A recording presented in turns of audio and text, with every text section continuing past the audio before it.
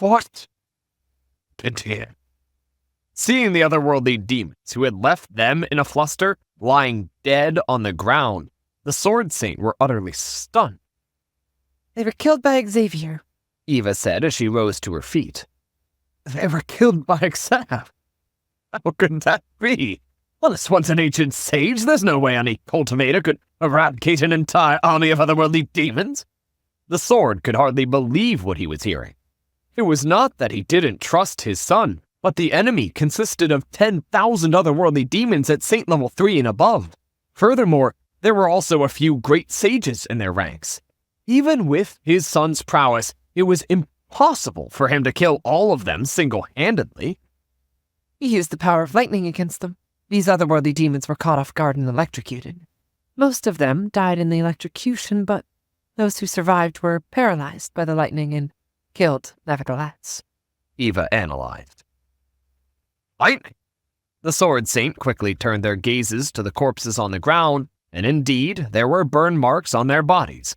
At this moment, they couldn't help but remember that their son had the ability to summon the lightning tribulation. To actually defeat an army of 10,000 single-handedly. Even when they were seeing the results with their own eyes, they still felt like they were dreaming. Since these soldiers are already dead, where's Xav? Saint Lana quickly searched around the area. No matter how many means her son had, he was bound to be in a bad condition after facing so many enemies at once. No matter what, she wouldn't feel reassured until she saw how he was doing and whether or not he was injured. He's probably gone to the seal, Eva said before continuing to venture forward. Considering how the threat was already resolved, the chances were that he had gone to repair the spatial seal. It wasn't too difficult to deduce this much. The group quickly advanced ahead, and it didn't take long for them to arrive before the spatial seal. At this very moment, the spatial seal was already completely mended. The energy pulses within the spatial seal were a sign that the repairs had just been completed. It's Xav's gleam, but where is he? Saint Lana could tell that the barrier had been mended using Xavier's gleam. The fact that he could still repair the spatial seal meant that he was likely fine. However, where did he disappear to? She had her spiritual perception cast as wide as possible for fear that she would miss her son. If he was truly still around, she should have already found him by now. It looks like he's traversed across the seal to head to the otherworldly battlefield. Eva frowned. He went over to the other side. How can he be so reckless? Saint Lana nearly fainted from shock upon hearing those words. This won't do. I must save him. Saint Lana was hot-tempered, but she was rarely reckless. In fact, she was an extremely rational person, knowing clearly what she could and could not do. However, when it came to matters concerning her son, she seemed to swiftly lose her rationality. Allow me to go over instead. If the two of you head over, it's likely that you'll meet with danger before meeting Xavier. Eva suddenly interjected. The Sword Saint were powerful, but fighting in the otherworldly battlefield was a different matter from fighting in the subterranean gallery. The killing intent in the otherworldly battlefield was so great that it would suppress their fighting prowess considerably. On top of that, their auras would stand out like a lighthouse in the night, making them easy targets. If they entered, it was very likely that they would be captured and killed by the otherworldly demons before even finding Xavier. You? Saint Lana frowned. What? It's too dangerous to venture beyond the seal. Your current strength... It was not that she didn't believe in Eva, but the latter hadn't revealed her cultivation before. Back at the Natalie clan, it was her subordinate, Marky, and not her who battled with the elders. They had guessed that she was likely a formidable expert, but it was just a deduction on their part. Don't worry about me. Knowing that the other party was worried about her, Eva chuckled softly. You should return to the fortress and inform the others of this news. Get them to clear the otherworldly demon corpses and move the defense line up to the spatial seal. As for the rest, leave it to me. After saying those words, she pushed her hand toward them lightly. The Sword Saint suddenly found their surroundings blurring before their eyes. The sight before them distorted, and all of a sudden, they found that they were already back in the main hall of the fortress. The two of them widened their eyes in astonishment. To be able to bring them accurately back to the main hall with just a light push. Just how deep was her comprehension of spatial laws? Not even Master K was capable of a feat like this. Could she be an ancient sage? St. Lana uttered with an incredulous look on her face. She knew that the woman whom her son loved possessed extraordinary strength, possibly stronger than even them. However, she didn't think that the latter would actually be so formidable. They could even put up a fight against Sempiternal Realm cultivators if they collaborated with one another, and yet the other party was able to teleport them back without them knowing. If she diverted her abilities to offense, her fighting prowess was bound to be formidable. An ancient sage? How could there be such a young ancient sage on the Master Teacher continent? The sword shook his head and refuted St. Lana's guess. He pondered for a moment, but he was unable to fathom how powerful Eva was. Thus, he could only shake his head and say, "All right, let's not think too much into it for the time being. In any case, I think we should be able to entrust Xav in her hands." After saying those words, he flew toward the aerial space of the fortress and commanded, "Offspring of the Matthews clan, hear my command. Set forth right away to collect us spoils of war." "Collect us spoils of war?" The elders guarding outside the city were surprised to hear such an announcement and were bewildered to see the person who had made the announcement. They had seen their old clan head advancing deeper into the otherworldly demon encampment, but before they knew it, he was suddenly behind them. This was truly a perplexing sight. "Clanhead Xavier has infiltrated the otherworldly demon's encampment and slain the 10,000 otherworldly demons that we were at war with. With this, the crisis at the Draco Tiger Mountain subterranean gallery has been resolved." Seeing the looks of bewilderment below, the sword explained the situation with hearty laughter. "Our clan had killed 10,000 otherworldly demons single-handedly? The otherworldly demon army that we were helpless against was annihilated by our clanhead alone. Am I hearing things?" In an instant, everyone in the Matthews clan's fortress froze. They were all shocked. They had heard stories of heroes charging into the midst of an army to decapitate the enemy commander's head, and they had also heard of experts valiantly fighting against hundreds simultaneously. But for a single man to destroy an entire army, what in the world was happening? Oblivious to the happenings in the Matthews clan's fortress, Xavier was swiftly advancing in the otherworldly battlefield. A world as vast as the Master Teacher continent, the horizon was nowhere in sight. There was no sun in this world, just a crimson moon hanging above, bringing an air of desolation to the world beneath. The killing intent of this world seemed to be concentrated on the crimson moon, as if the unique gleam of the otherworldly demonic tribe had originated from there. Xavier's eyebrows shot up. "Place truly feels like a living hell. No wonder the otherworldly demonic tribe wants to conquer the Master Teacher continent." Even though his Heaven's Path gleam granted him protection against killing intent, he felt that his mind would slowly become warped and violent if he stayed there for a prolonged period of time. Slowly but surely, he would start to desire bloodshed. This world truly was not a hospitable place. If he had been an otherworldly demon, he would have barged over to the Master Teacher continent as well. "Don't think that I'll be able to find my way around without a map. Should I return first and wait for Vicious to awaken before coming back?" In truth, it was mostly out of curiosity that he had gone over to the otherworldly battlefield.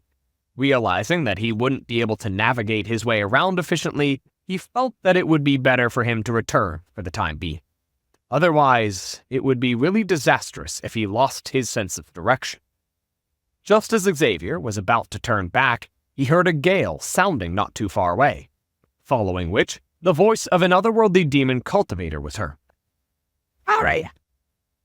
Xavier swiftly used the spatial quintessence of ceiling to conceal his figure before heading in the direction that voice had originated from.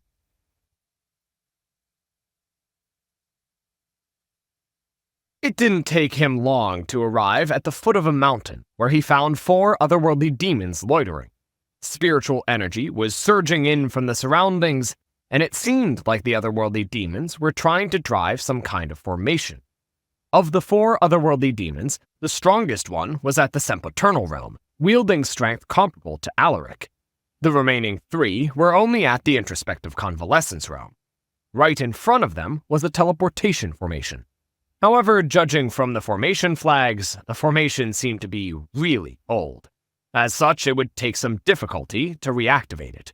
The strongest otherworldly demon was glaring at the other 3 with a furious gaze.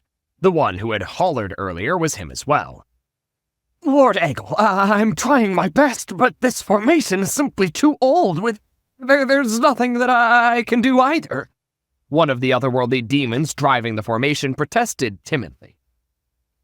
Grab and get to work. If this doesn't work out, you and I, our heads will roll. Lord Eggle waved his hand aggressively. Yes. Not daring to protest anymore, the otherworldly demon drove his gleam furiously into the formation. The rate at which spiritual energy was gathering in the area hastened, and the ancient formation began to flicker. It seemed as if it would come to life at any moment.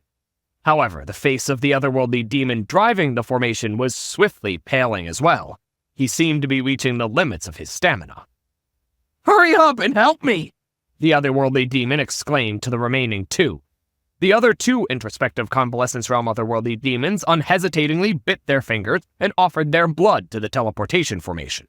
In an instant, the spiritual energy in the surroundings grew so dense that it almost felt tangible. A brilliant light shone off from the teleportation formation. Good. Seeing that the teleportation formation had been activated, Lord Eggle harumphed coldly before stepping into it. Enveloped by the light, a dimensional rift appeared before Eggle. He stepped in and swiftly disappeared from sight. As soon as Eggle left, the remaining 3 introspective convalescence realm cultivators slumped onto the ground. It seemed like activating the formation had sapped their strength dry. Oh, it's fortunate that we managed to pull it off, or else our heads would have been off. Despite their exhaustion, the trio had relieved smiles on their faces. If the formation hadn't been activated, they would have lost their lives. While they were in the midst of celebrating their small success, a towering otherworldly demon suddenly walked up to them. Lord Alaric! Upon seeing the towering otherworldly demon, the trio hurriedly got to their feet and greeted him. Drive the formation. I want to go where Eggle just went. Alaric waved his hand imposingly. It went without saying that Alaric was being impersonated by Xavier. Considering how Eggle was in such a rush to leave via a teleportation formation, there was no doubt that he had something urgent to attend to. Since he had seen it, it went without saying that he had to stop the other party. At the same time, this was a good opportunity for him to learn about what was going on in the otherworldly demonic trot. Lord Alaric, you wish to head to the Thousand Leaf Sea too? The otherworldly demons who had activated the formation nearly burst into tears. They had nearly exhausted themselves to death, activating the teleportation formation once. If they had to do it once more, they might just lose their lives.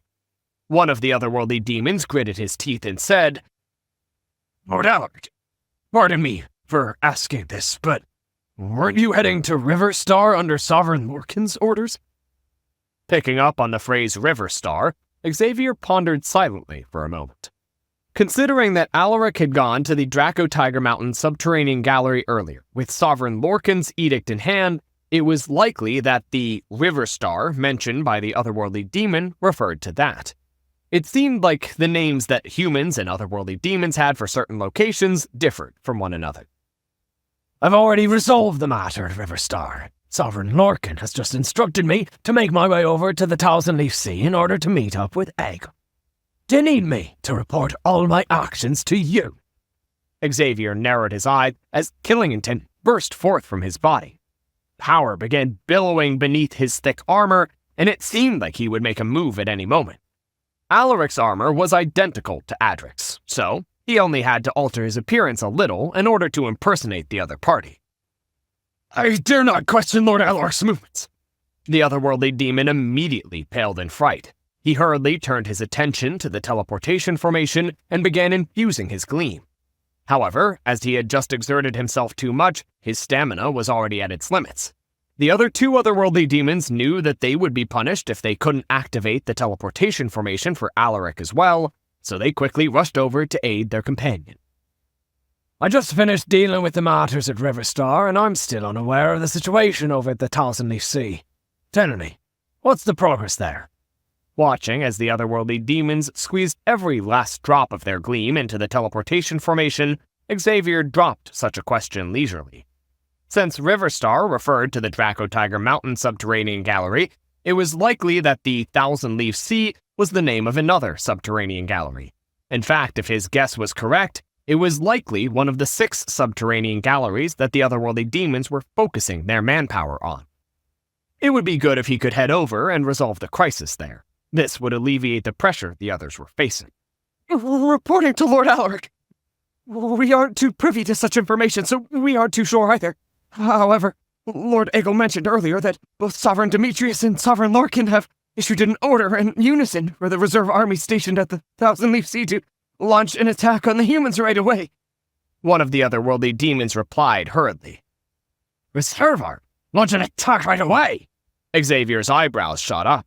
Back at the Draco Tiger Mountain subterranean gallery, the Sword noticed that the otherworldly demons weren't in a rush to attack the Matthews clan and wondered if they might be waiting for reinforcements.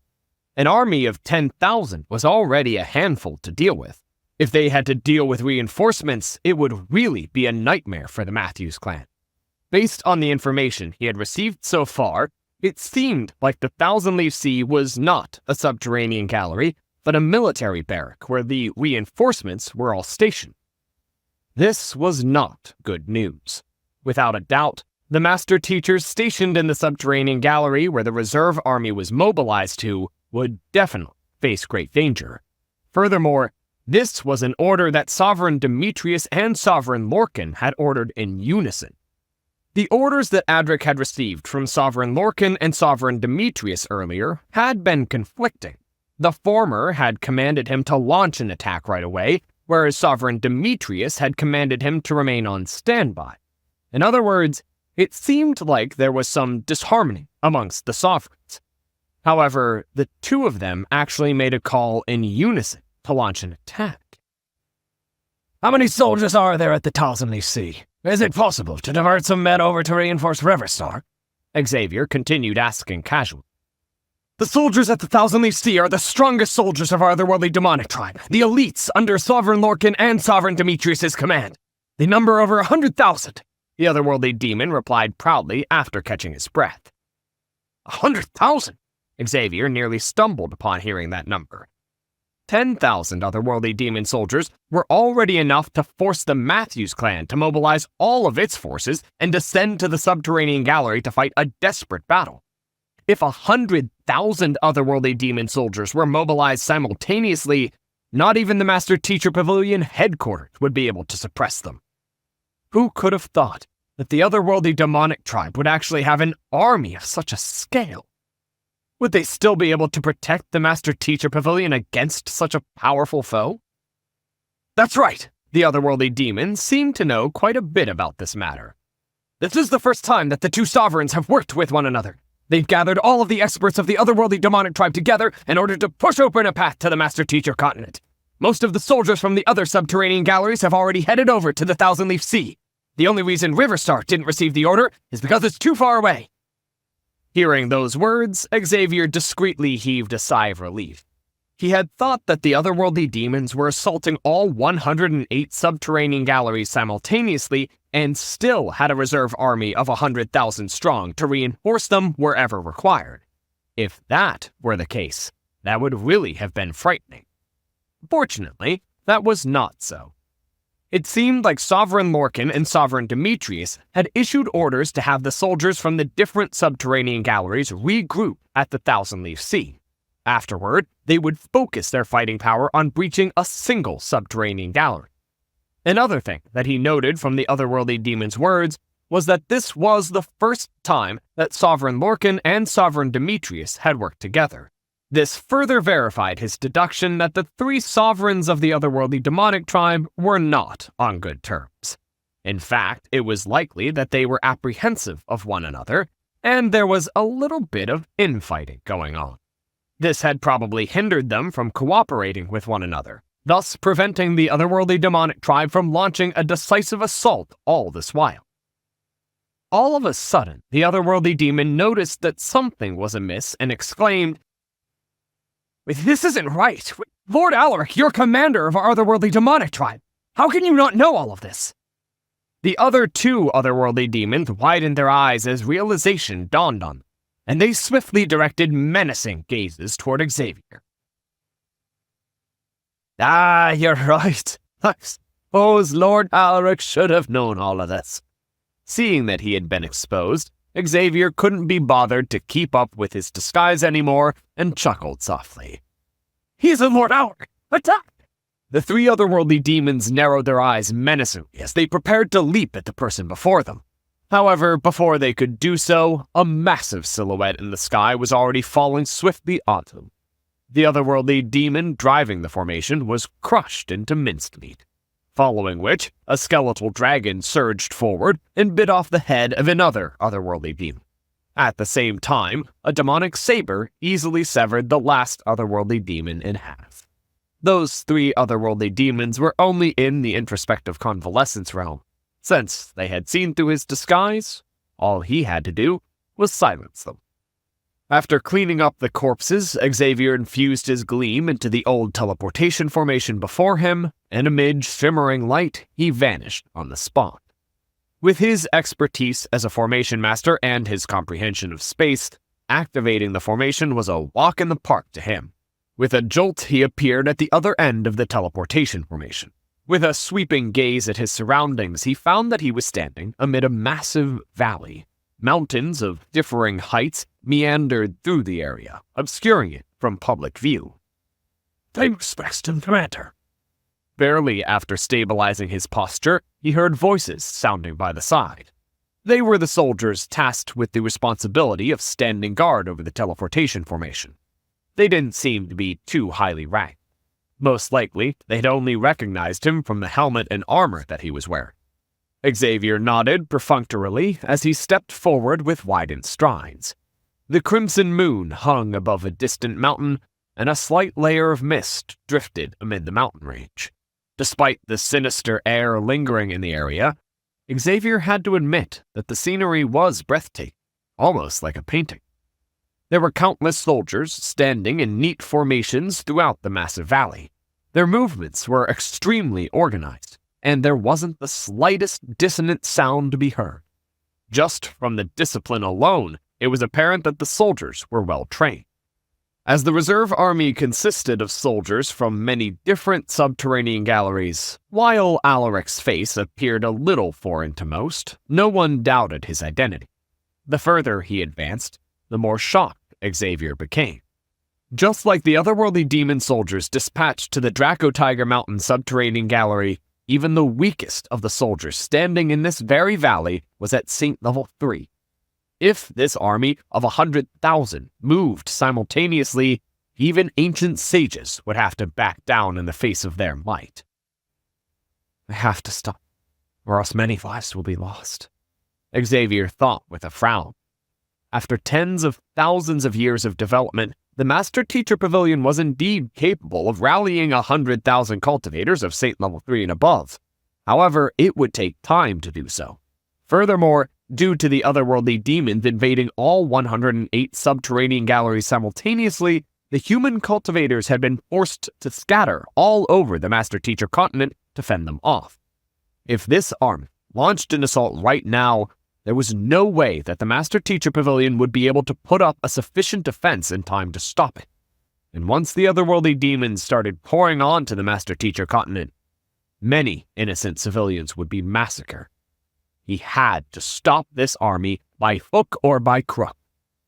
But how was he supposed to go about doing so? Even ancient sages wouldn't dare confront an army of such scale easily, let alone him. If he showed the slightest anomaly in his actions, he would be deader than a doornail before he knew it. He could consider using the Heaven's Path Gleam to poison the soldiers, but even if he depleted every last drop of his gleam, it was unlikely that it would be sufficient to stop the army in its tracks. The lightning method did work earlier, but he didn't have any seer artifacts to work with at the moment. Besides, he would require the soldiers to heed his command first. Let me see if I can find their highest command. If I can kill him, take control of the army, I might just be able to pull something off. To deal with an army, the most effective method was to first nab its commander.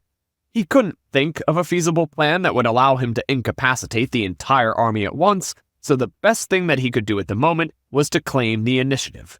If he could assume the highest role in the army, he would be in a better position to do something about the matter. Thus, Xavier activated his Eye of Insight and began scanning his surroundings. It didn't take long for a huge tent with a group of soldiers standing guard outside to come into his sight. Knowing that it was likely the commander's tent, he began making his way over. While strutting over to the tent, he passed by a remote area.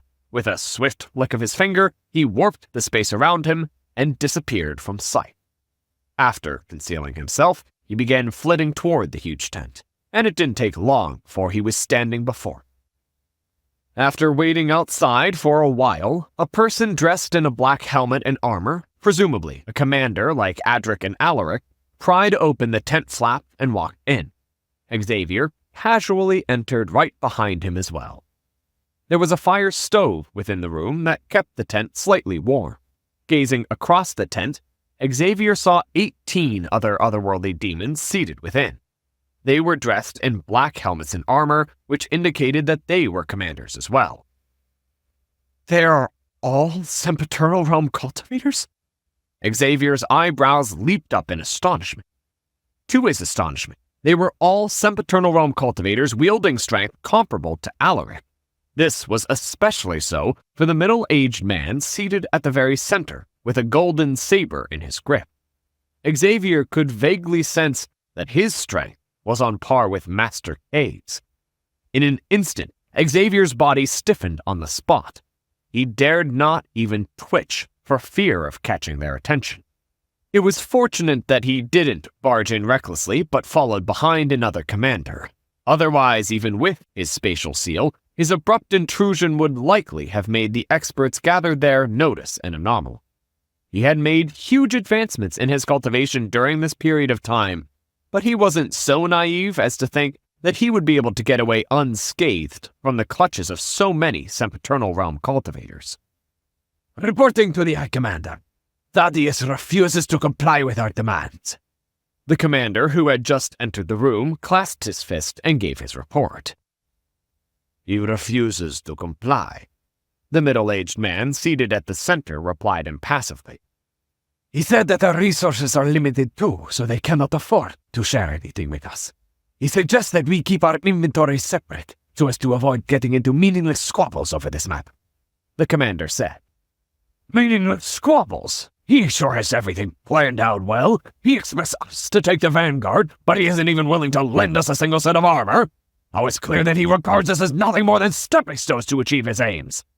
Sovereign Demetrius has always been known to be a greedy person, but you could have thought that Thaddeus would be so cunning too. We have already agreed to collaborate with one another on this attack, but he wants to get away with contributing nothing at all. He is daydreaming.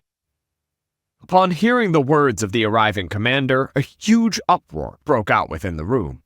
The middle-aged man raised his hand to signal the crowd to quiet down. Tell them that it is fine if they do not want to contribute any resources. However, their side must send an army in as well, and we will advance alongside them. Otherwise, they will have to give us the celestial armors forged by Sovereign Demetrius. I will not ask for too much, just 100 sets. Otherwise, we will just have to settle it with a fight. If he wins, I will abide by his arrangements. But if I win, he will have to cut this nonsense and heed my words. Yes, High Commander. The commander quickly nodded and backed out of the room. Xavier hesitated for a moment, but eventually he chose to leave the room together with the commander. Following behind the latter, he soon noticed another huge tent in the distance. From their conversation, it seems like even though the reserve army numbers up to a hulking 100,000, they're divided into two factions. One is sided toward Sovereign Demetrius, whereas the other is under Sovereign Lorcan. Xavier swiftly sorted through the information that he had acquired so far. He had no idea who the two sovereigns were, but it was apparent that even though they had decided to work with one another, there was still some strife between the two factions.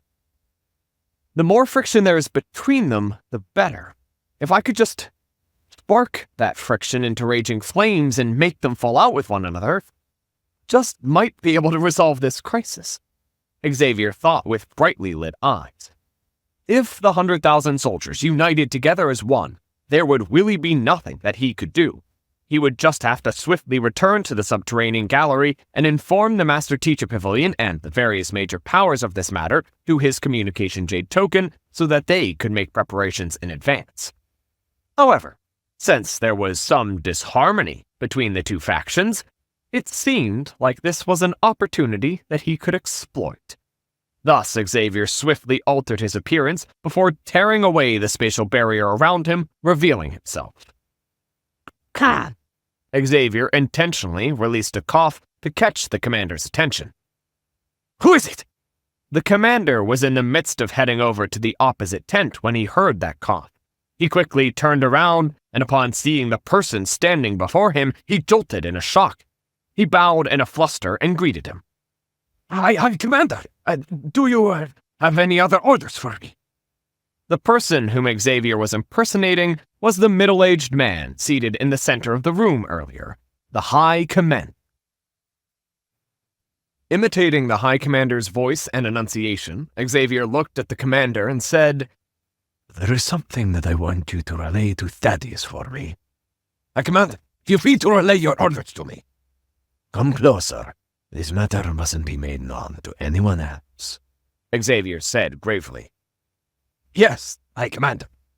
The commander was perplexed as to why the High Commander couldn't use Glean telepathy to talk to him discreetly, but he still chose to lean his head in closer. As a show of deference to the High Commander, he kept his head lowered respectfully. They were in the depths of the otherworldly demonic tribe's main camp. The thought that anyone would be so audacious as to impersonate a High Commander was so ludicrous that it didn't even cross his mind. It's like this.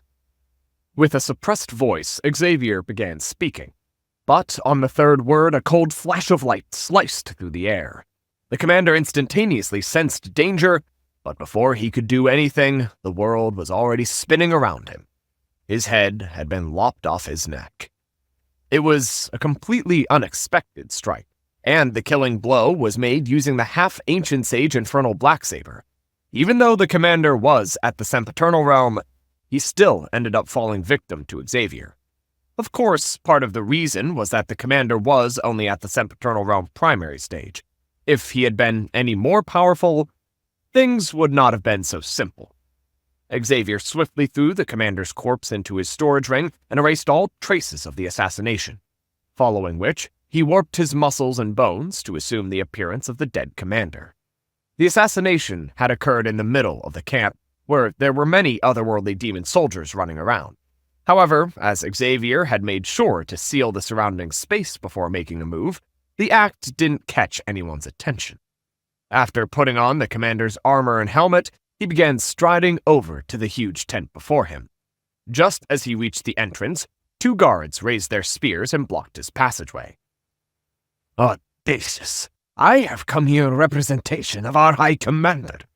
Go, I report my arrival. Xavier placed his hands behind his back and spoke authoritatively. One of the guards hesitated for a moment before turning around to enter the tent. A moment later, he beckoned with his hand. Please, With a haughty harumph, Xavier strutted into the tent. Similar to the tent that he was in before, there were over a dozen sempiternal realm cultivators sitting all around. The otherworldly demon, sitting at the center, had an aura that did not compale in comparison to the High Commander in the other tent. Most likely, he was the High Commander of Sovereign Demetrius's faction, Thaddeus. Noticing Xavier's arrival, Thaddeus shot a glance over and asked coldly, "Has Pierre agreed to my terms?" Our High Commander has agreed to the terms. However, there are several details that he hopes to discuss with you. Xavier nodded in response. Wise decision from your High Commander. Oh, it seems like Pierre isn't as obstinate as the others make him out to be. Thaddeus didn't think that the other party would accede to his demands, and he burst into hearty laughter. Oi, where does he want to discuss the matter? As this matter concerns the alliance of both of our factions, there is a need to take things carefully. Thus, he suggests the meeting to be at the narrow valley in between both of our tents. If you do not have any objections to the matter, please head there an hour from now. Our High Commander will be waiting there for you, Xavier reported. While he was making his way over earlier, he had noticed that there was a narrow valley around. All right, tell Pierre that I'll be there. Thaddeus nodded. Farewell. Xavier lowered his head and backed out of the room. As soon as Xavier left, the commanders in the tent anxiously got to their feet and clasped their fists. High Command, Pierre's known to be a scheming fella. I fear that he might be up to no good. Indeed, I find it hard to believe that he'd accept our terms. Most likely he's intended to ambush us to force us to comply with their terms. The commanders exclaimed worriedly.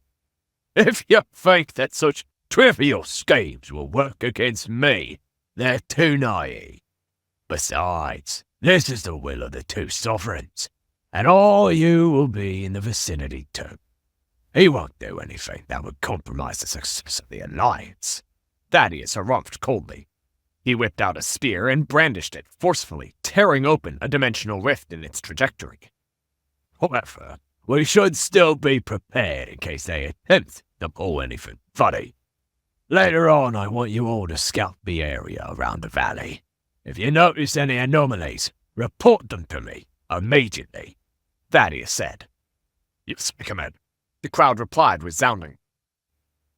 After leaving Thaddeus's tent, Xavier returned in the direction he had come from, and it didn't take long for him to arrive at the other huge tent. Reporting to the High Commander. I have just relayed your words to Thaddeus. But he... With an awkward look on his face, Xavier lowered his gaze with a conflicted look, seemingly unsure whether he should continue or not. Speak, High Commander Pierre ordered. He said that you are not worthy of being his opponent at all. If you dare to challenge him in a duel, he will have you pummeled till you are on your knees begging for mercy. Xavier lowered his head fearfully as he spoke with a quivering tone. You think I will beg you for mercy? That arrogant. Very well. Let's see how powerful he is to dare utter such words. Pierre slammed his fist on the table in front of him and rose to his feet. As if a manifestation of his rage, a devastating hurricane seemed to be brewing around him. An inferno of fury could be seen burning in the depths of his eyes. He said that if you have the guts, he will face you in the narrow valley, in between the two tents, an hour from now. Xavier continued speaking fearfully.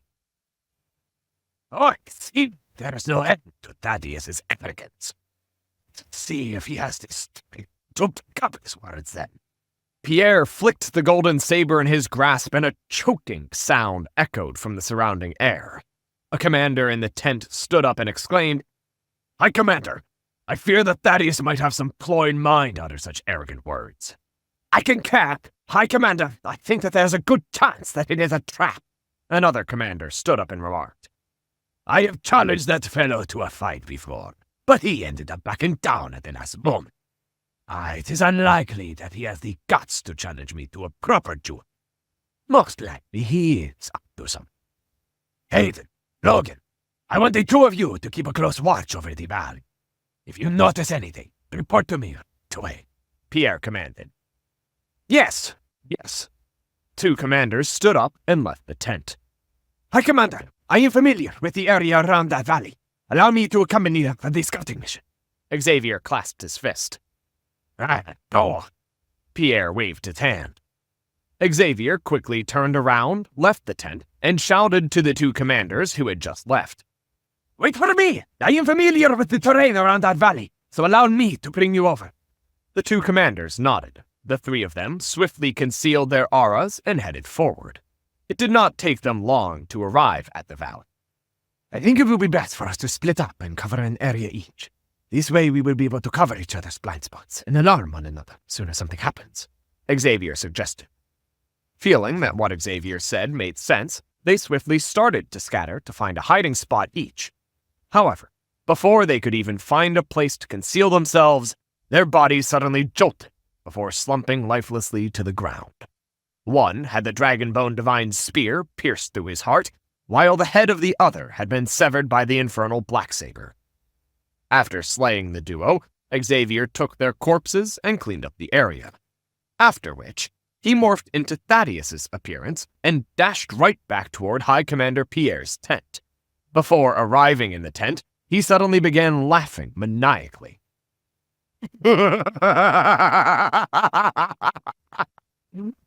Pierre, just say if you're afraid to face me. Don't you think that it's cowardly of you, like your men in the area, to assault me? After saying those words, he tossed the three corpses toward the tent before turning around and fleeing as fast as he could. By the time Pierre rushed out of the tent, Xavier had already fled to a remote corner hidden within a spatial barrier. Pierre looked at the three corpses dumped before his tent. They were Hayden, Logan, and Grant, the three commanders he had just dispatched to scout the valley. Immediately realizing what had happened, he nearly exploded. They had already formed an alliance with one another, but Thaddeus still dared to kill his subordinates so blatantly. This was intolerable. Hans, am I don't tell you I sent the honest Pierre? With a furious roar, Pierre dashed right for Thaddeus's tent. At the same time, the commanders behind him were also burning with rage after witnessing the deaths of their comrades. They quickly followed behind Pierre. In the opposite tent, Thaddeus and his commanders were still trying to figure out the motive behind Pierre's offer to talk when a heavy pressure suddenly descended upon them from above, following which an overwhelming saber energy sliced through the air and split the tent in two. Thaddeus swiftly flew into the air to get a closer look at the assailant when he saw Pierre with his golden saber. His eyebrows shot up and he roared furiously, "Go mad! What are you trying to pull here?" Did the other party not agree to his terms? Why would the other party suddenly rush over with a look that seemed as if he was going to murder someone?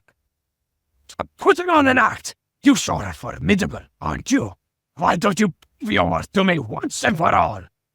Pierre couldn't even be bothered to waste his time with words anymore. He raised his golden saber and sent another barrage of saber energy toward Thaddeus. The barrage of saber energy ravaged the surroundings, tearing open countless dimensional rifts in the area. An astonishing concentration of killing intent gathered in the area, corroding the souls of those present. For your seeking death. Seeing how Pierre was aiming to claim his life without any hesitation like a madman, Thaddeus's eyebrows twitched in anger. He flicked his spear upward to fend against Pierre's attack.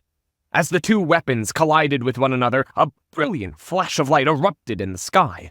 The two were sempiternal realm consummation experts, invincible among those beneath Ancient Sage. As they crossed blows with one another, the shockwaves of their attacks tore apart the heavens and the earth. Even the light of the crimson moon was overshadowed by their might. Is this so insane? The more he fought, the more stifled Thaddeus became. It was just a moment ago that the other party had dispatched an envoy to agree to his demands and request further negotiations. He had already prepared what to say during the negotiation, but who could have thought that before an hour was up, the other party would suddenly charge over and put his life on the line against him? What in the world was he up to? Pierre, Tonight your exits to be a desire for the dissolution of our alliance. You should know that if this alliance breaks down, I have no qualms with reporting you to Sovereign Lorcan. Thaddeus bellowed coldly. You wish to report me to Sovereign Lorcan? We fail. If you have the guts to kill my subordinates blatantly, then do I have to lose? Pierre bellowed furiously as he brandished his saber frenziedly toward the other party. Kill your subordinates? What the hell are you saying? Thaddeus roared back. Me on me for something I didn't do. Then, of them would be equal to a Sempiternorum consummation cultivator in battle. Who else could be the culprit if not? Oh. Pierre spat through gritted teeth. Even though his 3 subordinates were only at the Sempiternal Realm primary stage, their fighting prowess was still relatively formidable. Other than Thaddeus, there was no one else in the entire camp who had the ability to kill them so discreetly. Moreover, that fellow even dumped the corpses at the entrance of his tent, and there were many eyewitnesses who could bear testimony to that. You're saying that I killed Aiden Lundgren? Seeing the fury in Pierre's eyes, Thaddeus was startled. A contemplative frown surfaced on his forehead as he opened his mouth to explain himself. However, before he could say a word, a fiery inferno suddenly rose from his tent. Someone had set fire to it, following which a voice sounded from the crowd. Sovereign Lorcan never intended to work together with us. They planted their men around the valley in order to ambush us. The High Commander has brought his men here to wreak havoc. That voice sounded extremely clear within the silent camp. It was as if a boulder had been tossed into calm waters. The next moment, a huge uproar broke out. Many soldiers had witnessed the furious fight between Pierre and Thaddeus in the air, and every single move that they made was deadly, seeking to claim the other's life. They were still wondering what was going on when they heard those words, and realization dawned upon them. Rage swiftly crashed down upon them all. Slaughter those traitors. They are just looking for an excuse to attack our men. Those shameless scoundrels. Brothers, stop. We are proud soldiers of Sovereign Demetrius. We mustn't allow others to underestimate us. I always thought that they were an eyesore. Let's kill them all.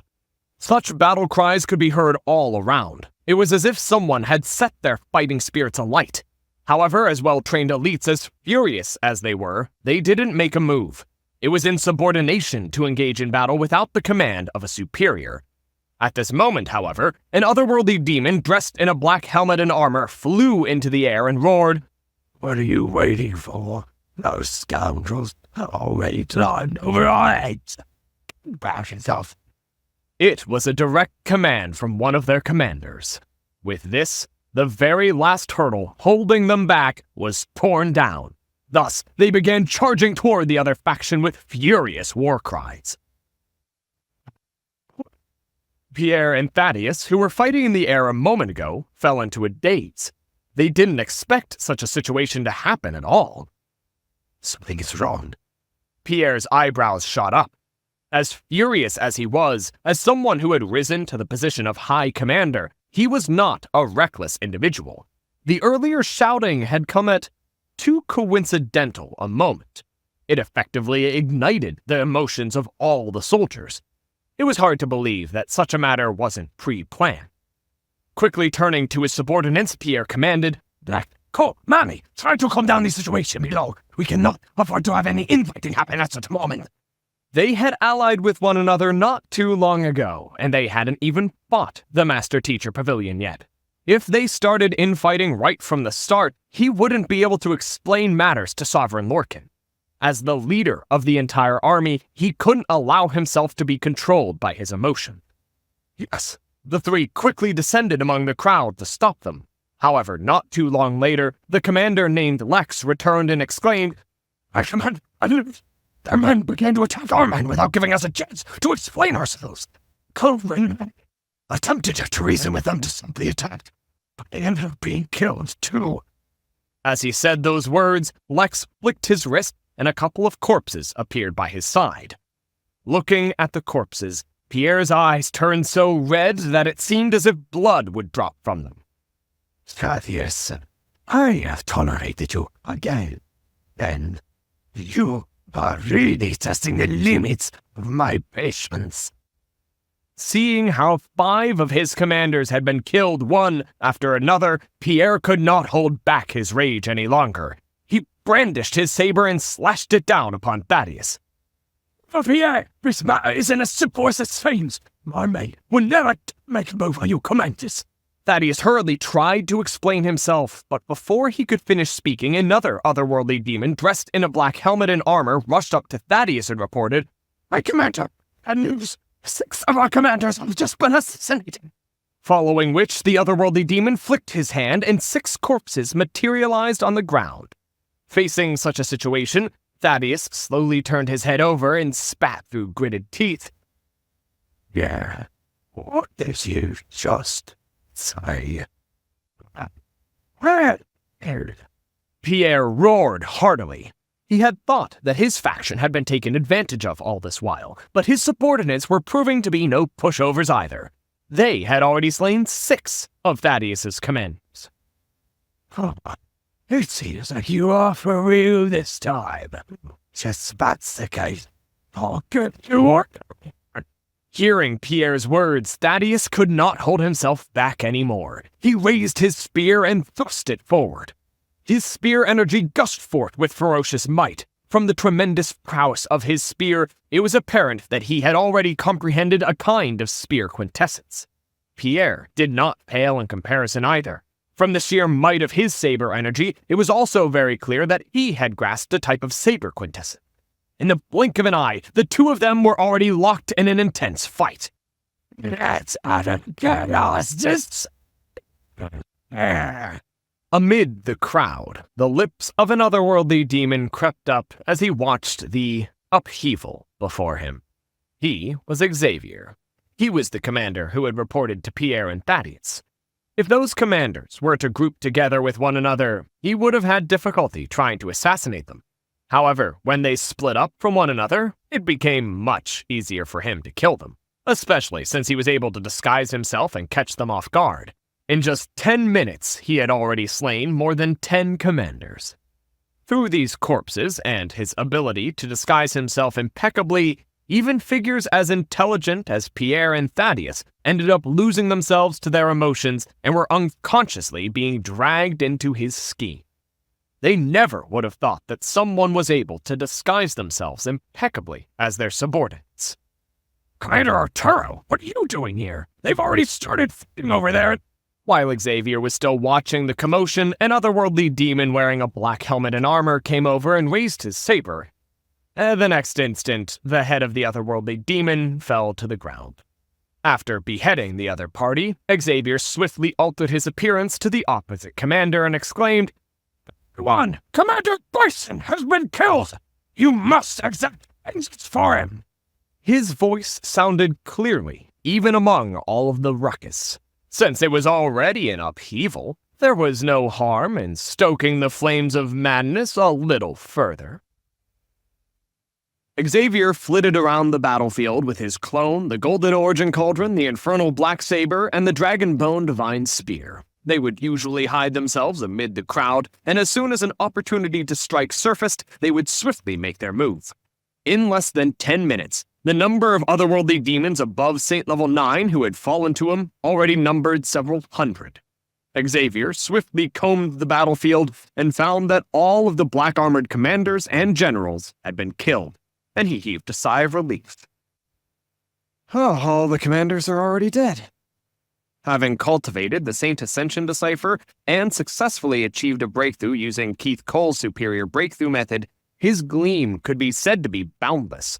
Furthermore, the incredible chaos around him served as the perfect cover to conceal his tracks. With his disguise abilities, no one was able to see through him at all. Basically, the fate of any otherworldly demon whom he set his eyes upon would immediately be sealed. In fact, he had single-handedly killed more than 2/3 of the commanders and generals. Now, this is what I call utter chaos. Without any commanders or generals to control the crowd, the order that was still barely maintained among the soldiers fell through completely. On a battlefield of 100,000 soldiers, at least a couple of otherworldly demons died every single second. Even by conservative estimate, at least 20,000 otherworldly demons had already died amid the chaos. Now the key lies in the two high commanders of Voth. As long as they survive, it's only a matter of time before they recover from their irrationality and exert control over their soldiers, thus calming down the situation. Xavier thought as he turned his gaze toward the sky. At this moment, Pierre and Thaddeus were still locked in an intense fight with one another. Their attacks bore a striking resemblance to one another, and it seemed like they were familiar with each other's moves as well. Thus, while they had sustained some injuries in their prolonged fight, there was still no decisive outcome to their battle. As long as these two men remained standing, they would be able to swiftly bring order back to the army. As high commanders, they were definitely not fools. It was true that they had let anger get the better of them for a moment, but they would surely calm down after fighting for a moment and notice that something was amiss. This would be especially so after they realized that all of their commanders and generals had been assassinated. No matter how foolish they could be, it would be obvious that they had fallen into someone else's trap. I need to kill at least one of them before they come back to their senses. A sharp glint flashed across Xavier's eyes as he racked his brain for a solution. At this moment, however, Pierre deflected Thaddeus's spear with a powerful brandish of his saber before retreating a few steps, following which he declared in a cold voice, Thaddeus, he will not be able to determine a victor today. Let us just leave it like this. Time being. However, let it be known that I will not let this matter slide. Rest assured that I will never forget this matter either. Thaddeus spat coldly. As they possessed near equal fighting prowess with one another, they didn't have the spare attention to keep track of their surroundings. They knew that chaos had broken out amid the armies, but they thought that their commanders and generals would be able to keep the situation under control and limit the casualties. They couldn't have imagined that so many soldiers would have died within such a short span of time. Before Thaddeus could finish his words, he saw one of his subordinates thrusting his spear right for Pierre. This high commander. We should kill him right now. How else can we face our brothers whom the subordinate has slaughtered and cold blood? Recognizing the person assailing Pierre as one of his subordinates, a sempiternal realm primary stage cultivator, Thaddeus roared furiously, What the hell are you doing? Stand down. The gap between Voth and Pierre was too great. Such an action was tantamount to suicide. Pardon me for disobeying your commands, but he killed too many of our brothers. Even if I lose my life today, I can't let the death of our brothers go to waste. Voth bellowed with a hint of madness in his voice as he drove his spear furiously forward. Facing Voth's attacks, Pierre was on the verge of going insane. The other party spoke of dying at his hands, but the truth was that he was the one having difficulties coping with the other party's offense. He had heard of Voth's name before, and he was known to be a rather average commander in Thaddeus's faction. When did the other party grow so formidable to be able to pose a threat to him? Voth's spear grew faster and faster, forcing Pierre to retreat in a fluster. At the same time, he bellowed to Thaddeus behind him, "High Commander, let's get him together." At this moment, Thaddeus hesitated. It was true that he was infuriated after seeing his subordinates dying right before his eyes, but he had never truly intended to claim Pierre's life. Pierre was Sovereign Lorcan's subordinate, and if he died there, the alliance would surely fall through. Voth, I understand your feelings, but I need you to stand down right now. We will talk about killing Pierre later on. Thaddeus attempted to defuse the situation. However, before he could finish his words, he suddenly saw Voth's figure accelerating abruptly. With a speed almost on the level of teleportation, he charged right up to Pierre. At the same time, the space around Pierre suddenly froze, rendering the latter incapable of moving. Thaddeus immediately realized that something was amiss, and he exclaimed in horror, You won. Along with the horrified exclamation, Thaddeus immediately dashed forward with his spear and deflected Voth's spear with a powerful pierce. As the two spears collided with one another, a huge shock rippled into the surroundings. Voth's spear swiftly disintegrated into dust. At the same time, Pierre managed to break out of the sealed space, and he hurriedly retreated multiple steps. Cold sweat poured down from his forehead. If not for Thaddeus's timely assistance, Voth's spear would have pierced right through his throat, bringing him instant death. Who in the world are you? Are you the one who killed our commanders earlier too? After knocking back Voth, Thaddeus pointed his spear menacingly at his subordinate as he questioned him with a wintry tone. He knew full well how powerful the real Voth was, but the person before him was actually able to execute 3 different quintessences simultaneously. This was a feat that even he, a high commander, was incapable of. He would have to be a real fool to not know that Voth had been replaced at this point in time. At the same time, all of the suspicions that had drifted through his mind earlier swiftly clicked together, forming a nearly complete picture in his mind. Who would have thought that both he and Pierre, 2 of the strongest high commanders of the otherworldly demonic tribe, had actually been played like fools? I guess that I've been exposed. Yes, you're right. I was the one who killed your subordinates. Seeing that his identity had been compromised, Voth burst into laughter before transforming into the appearance of a young man. He was none other than Xavier. He had been thinking that as long as he could kill one of the high commanders, everything else would be simple. Who would have thought that he would end up giving himself away instead? In truth, if he had used the Dragonbone Divine Spear earlier, even if Thaddeus had noticed that he was an imposter, it would have been too late. However, in order to not expose his own identity, he had no choice but to use Voth's weapon. Due to the lacking resilience of that weapon, Thaddeus had easily been able to deflect his attack, thus saving Pierre's life. Realizing that he had been played for a fool, Thaddeus flew into a rage and thrust his spear furiously toward Xavier. Sure. Pierre also swiftly realized what was going on. He couldn't accept the fact that he had been toyed with. Recalling the demise of his subordinates, he furiously hacked his saber down upon Xavier as well. Even though Thaddeus and Pierre had never practiced their coordination before, they were well versed in the collaborative formations of the otherworldly demonic tribe. Their spear and saber moved together with impeccable timing to corner Xavier, forcing the young man to retreat time and time again. Xavier swiftly whipped out the Dragonbone Divine Spear to retaliate. While the 2 high commanders had sustained some damage and had exhausted themselves considerably in the previous battle, they were still Sempiternal Realm consummation cultivators. Having to face 2 such experts simultaneously, Xavier swiftly found himself being overwhelmed by their offense. With the pressure on him weighing greater and greater, Xavier thought bitterly, "It seems like I've underestimated them." He had thought that the crisis could be resolved with him slaying one of the high commanders, but the situation was starting to turn against him. At this rate, the soldiers would also swiftly notice that something was amiss and halt their attacks. That would render his plan to eradicate this threat once and for all futile. After retreating another 8 steps, Xavier was still trying to figure out a way to turn the tables around when Pierre and Thaddeus's heads suddenly exploded. As their blood flowed to the ground, a figure appeared before him. "I told you that we should have just killed them with a punch instead of going through so much trouble, but you just wouldn't listen," Xavier's clone remarked disdainfully as he placed his hands behind his back. With a sweep of his hand, Xavier swiftly stowed the 2 plummeting corpses into his storage ring.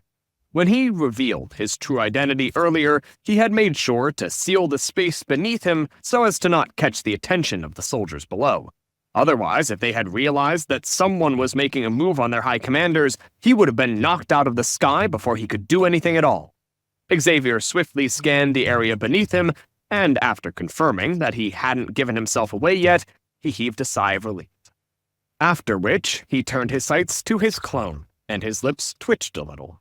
He had known that there was a chance that his plan to assassinate Pierre could fall through, and it would be difficult for him to deal with the 2 high commanders simultaneously.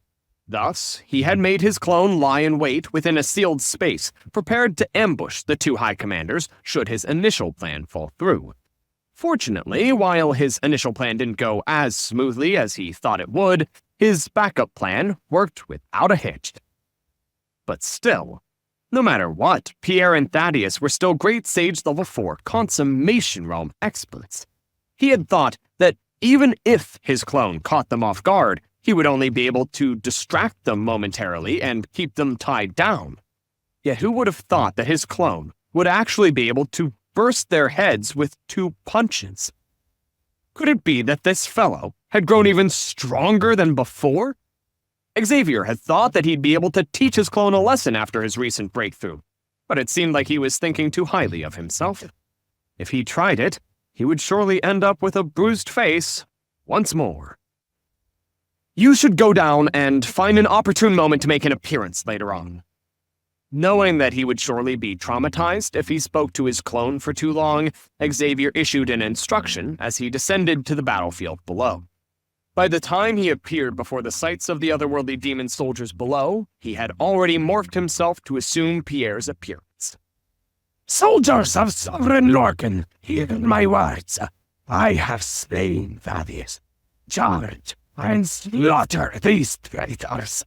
Even amid the deafening metallic reverberations and war cries on the battlefield, those words resounded in the ears of every soldier present loud and clear. Kill those bastards. Them know our prowess. Hearing the commands from their own High Commander, the morale of the soldiers from Sovereign Lorcan's faction rose to a new high.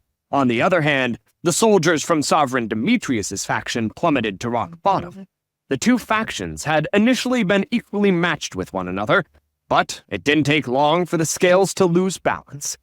As the casualties on Sovereign Demetrius's faction started to pile up, the soldiers were starting to show signs of the fight. However, just when the forces of Sovereign Demetrius's faction were about to fall through, a bloodied figure suddenly descended from the sky and punched Pierre into the ground.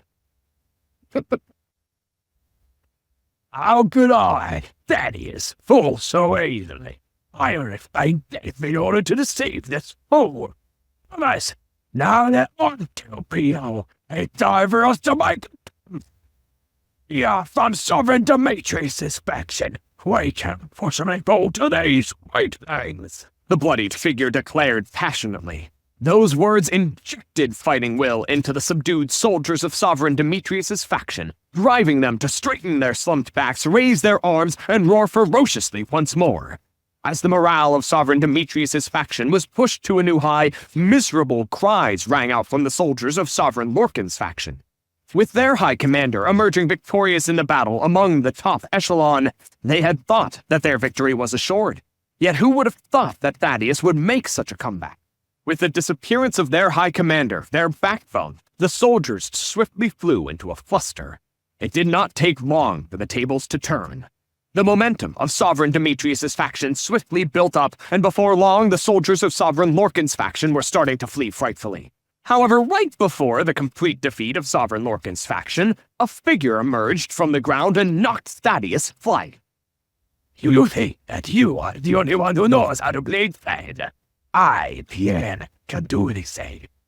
You mean I am still the one who has the last laugh? Soldiers, I have seen Thaddeus. Is that correct? And show the enemy the might of those who serve Sovereign Lorcan. Hearing those words, the crowd turned their sights upward and saw that Pierre, who should have died earlier, was gazing down upon the battlefield with an imposing air. The soldiers from both factions were stunned. Pierre bellowed furiously from the sky, "What are you waiting for? Thaddeus has already been killed by me. Hurry up and attack the enemies. Otherwise I will have you all executed under the crime of war treason." Hearing that the High Commander had passed an order, the soldiers of Sovereign Lorcan's faction roared ferociously and charged over. It was yet another intense slaughter, and just when victory was in sight... So, you never would have thought that I was blind. Then what's more, right? Or you should feel proud that you will die by my... my instructions. We shall launch a counterattack and ensure that none of these dogs of Sovereign inspection will return alive from here. Yet again, Thaddeus's figure appeared from the horizon and smashed Pierre flat. The soldiers were completely frenzied. For the first time, all of the soldiers found themselves wishing that their high commander would die for real instead of playing dead. It was like a roller coaster ride of highs and lows. Their hearts really could not take such excitement. All right, it's about time. Disregarding the soldiers, who were already on the verge of mental breakdown, Xavier saw that less than 10,000 soldiers were left of the initial 100,000-strong army, and he heaved a sigh of relief. Most of these 10,000 soldiers were severely wounded. Judging from their states, they shouldn't be able to form a collaborative formation strong enough to pose a threat to him anymore. Nevertheless, there was no telling if the otherworldly demons still had some other trump cards in hand. Thus, he had the soldiers continue fighting with one another for roughly another hour. By the end of that hour, more than half of the 10,000 fortunate survivors had been wiped out, leaving less than 5,000 remaining. At this moment, Xavier finally raised his hand, and his clone, the Golden Origin Cauldron, Infernal Black Saber, and Dragonbone Divine Spear charged forth simultaneously. These soldiers were only around Saint Level 3 to Saint Level 4, and most of them were severely wounded. How could they possibly withstand the onslaught of these experts comparable to Sempiternal Realm cultivators? In less than 10 minutes, they were completely wiped out. Looking at the corpses sprawled all over the ground, Xavier heaved a sigh of relief.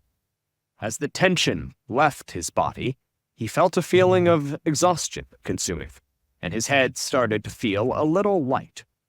Throughout the battle, he had put his entire effort into disguising himself so as to ensure that his disguise would not be seen through, and this was rather taxing on him. At this point, his soul energy had nearly been completely depleted. It was fortunate he had succeeded in the very end. Otherwise, if anyone had noticed that it was a ploy on his part, even with just 10,000 otherworldly demon soldiers remaining, the tables could possibly have turned on him. The power that could be amassed by 10,000 Saint Level 3 cultivators should never be underestimated. Xavier entered the Myriad Anthive nest, sat down in an empty clearing, and took out energy-replenishing treasures. After absorbing furiously for an entire hour, he finally felt himself recovering a bit. Let's see how many treasures I've gathered this time around. It was a huge contribution for him to slaughter the 100,000-strong army of the otherworldly demonic tribe, thus foiling their plan to invade the Master Teacher continent. However, what he was more concerned about at the moment were the spoils of war that he had earned from the battle. Putting aside the personal possessions of the 100,000-strong army, just the wealth of the 2 high commanders and dozens of Sempiternal Realm cultivators had already far exceeded what the Matthews clan and the Natalie clan had amassed over the past 10,000 years. This golden saber is comparable to the infernal black saber. This spear here is likely a half-ancient sage treasure. Xavier analyzed as his eyes lit up in excitement. Pierre's golden saber and Thaddeus's spear were actually comparable to Adric's infernal black saber. Of course, this was to be expected. Even though they had been done in by Xavier in the end, they were still the people in charge of the 100,000-strong army. Xavier drove his Heaven's Path gleam and converted it to the Gleam of Slaughter. It didn't take him long to win the acknowledgement of the 2 artifacts. The soul-slaying golden saber and the cloud-piercing spear. I have another 2 weapons in my possession. Let me see if I can find any suitable cultivation techniques for me. And while there are no standard cultivation techniques beyond Great Sage, it would still be good for me to take a look at the cultivation techniques of the otherworldly demonic tribe. Perhaps I might be able to gather some inspiration from their cultivation techniques. Xavier continued searching through the storage rings, but he wasn't able to find any better weapons. Thus, he decided to turn his attention to the other items in there. At this moment, Xavier's Gleam cultivation had already reached the introspective Convalescence Realm consummation. He had browsed through the books filled with the insights of the predecessors regarding their breakthroughs into the Great Sage Realm from the Matthews clan and the Natalie clan, However, the path that each cultivator had to take would eventually diverge, so naturally the method through which each of them achieved a breakthrough was different. He could use their insights as a reference to give him some direction, but he couldn't blindly copy them.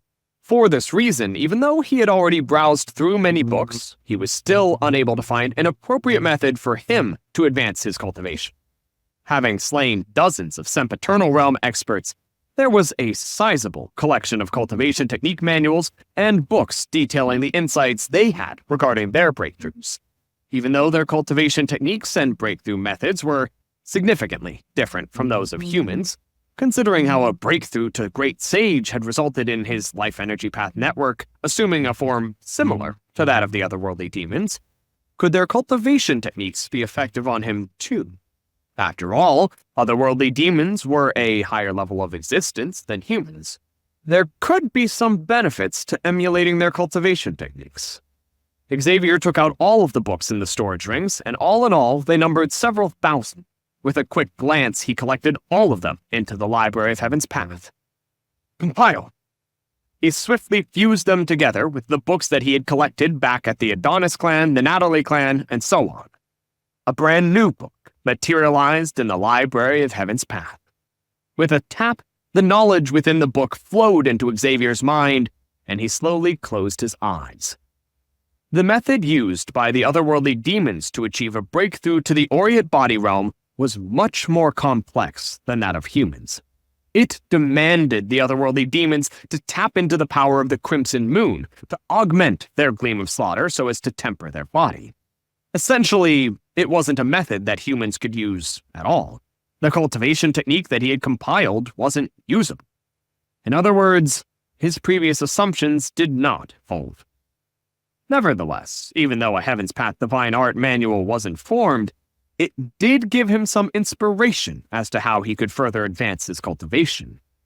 By purifying their bloodlines, those of the Beast Tribe are able to raise their cultivation further. And after humans achieve a breakthrough to Great Sage, their life energy path network starts to develop in a manner that bears some resemblance to the otherworldly demonic tribe.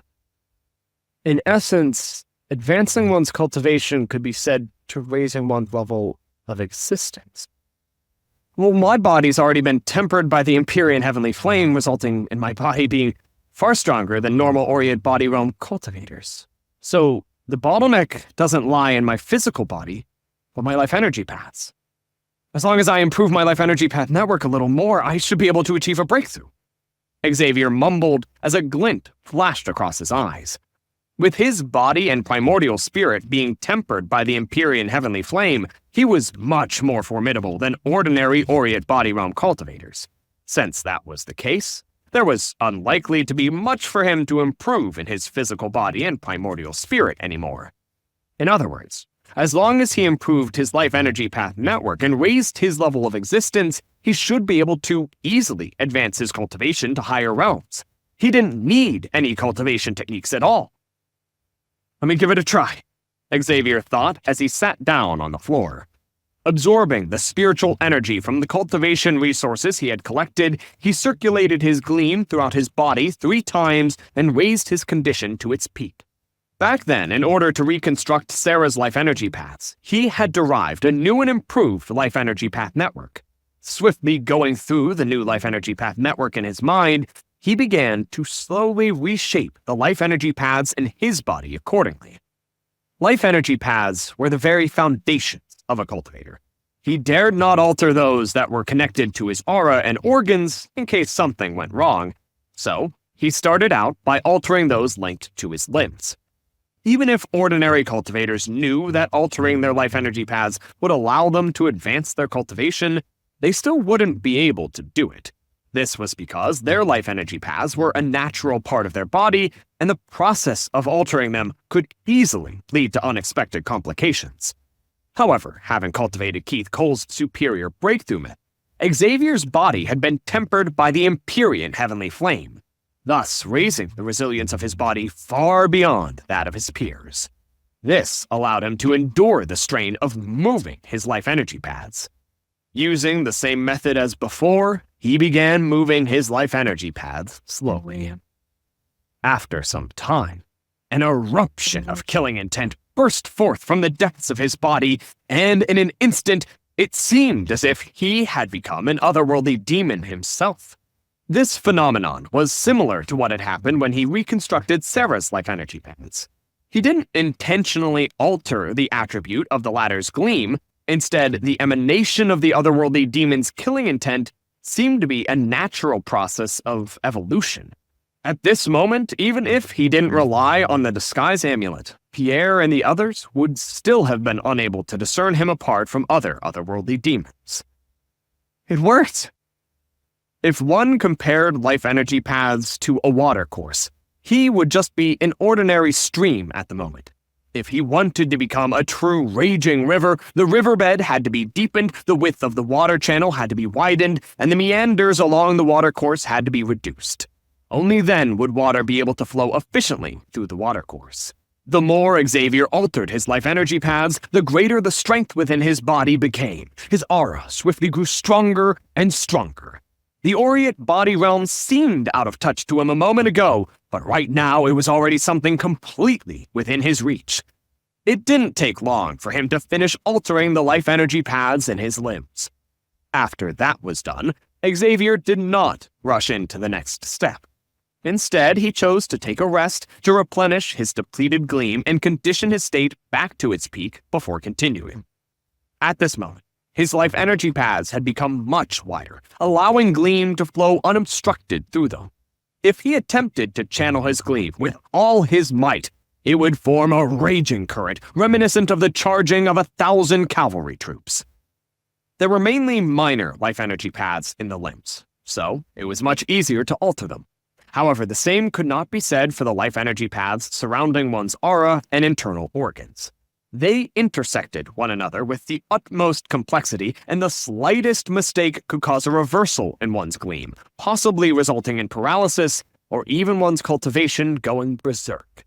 Not daring to rush into it, Xavier warily moved each life energy path bit by bit in strict accordance with his steps. While he was attempting a breakthrough to the Aureate body realm, back on the Master Teacher continent, the Master Teacher Pavilion headquarters found itself with a group of guests. They were none other than Robert Natalie and Finley Adonis. Entering the main hall, they swiftly took their seats. "It's the reason behind your arrival concerning the crisis in the subterranean galleries." Ren looked at his two guests and got straight to the point. Oui, indeed. It seems like the Master Teacher Pavilion headquarters have noticed that something is amiss as well. Mr. Ren, I would like to request you to share the details of what you know with me, so that we can compare the intelligence that we have received. Finley clasped his fist. Ren nodded. Just a day ago, the otherworldly demons in our Master Teacher Pavilion subterranean gallery were still incomparably ferocious, seeming as if they wouldn't rest until they breached our defenses. Yet, just this afternoon, most of their soldiers suddenly retreated, leaving behind only a small rear guard to defend the area. Thought that it was bait to draw our forces in, so we chose to stand our ground and bide our time. However, even after such a long time, there was still no movement from their side. When we dispatched our scouts to investigate the matter, we realized that most of them had retreated back behind the seal. Did the same situation happen in the subterranean galleries that you two are standing guard over? Indeed, we encountered the same peculiarity in our respective subterranean galleries. The otherworldly demons on our side abruptly returned to the otherworldly battlefield as well. I'm not too sure what they're up to at the moment, but I have a bad feeling about it," Robert said grimly. "Brother Finley, if I'm not mistaken, the reason you urgently gathered us is because you know something about this matter, right?" The reason they had all gathered in the Master Teacher Pavilion headquarters at this crucial time was due to a request made by Finley. "Oui, I do know something about this matter. The reason I gathered all of you here so urgently is to discuss it." As he spoke, Finley took sweeping glances at his surroundings. Only after seeing the multiple layers of seals placed over the Master Teacher Pavilion headquarters, which prevented crucial information from leaking out, did he heave a slight sigh of relief. Seeing how severe Finley's attitude was, the faces of Master Ren and the others turned grim as well. "I believe that the Master Teacher Pavilion is aware that ever since the fall of the otherworldly demon emperor, whose strength was so great that he could oppose even Keith Code directly, that the otherworldly demonic tribe has been under the control of 3 Apex experts, Finley said. They're Sovereign Ozias, Sovereign Demetrius, and Sovereign Lorcan, right? Sovereign Ozias takes on a leading role, whereas Sovereign Demetrius and Sovereign Lorcan assume auxiliary roles. However, the 3 of them have never been on close terms, and they're extremely wary of one another. Well, it's due to their disharmony with one another that they've never been able to launch a decisive assault on mankind, or else even the Master Teacher Pavilion would have trouble fending them all off. Master Ren nodded. This was extremely confidential intelligence, but there was no way that the Master Teacher Pavilion headquarters could have been oblivious to it. Indeed, those 3 sovereigns have been keeping each other in check all this while. However, earlier this afternoon, I have received news that Sovereign Demetrius and Sovereign Lorcan have proclaimed an alliance with one another. Finley's face darkened.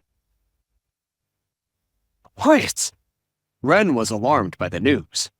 Based on what I have heard, it seems like the 2 sovereigns have amassed 100,000-man strong army. If they follow through with the alliance, it is likely that we might face a major invasion soon.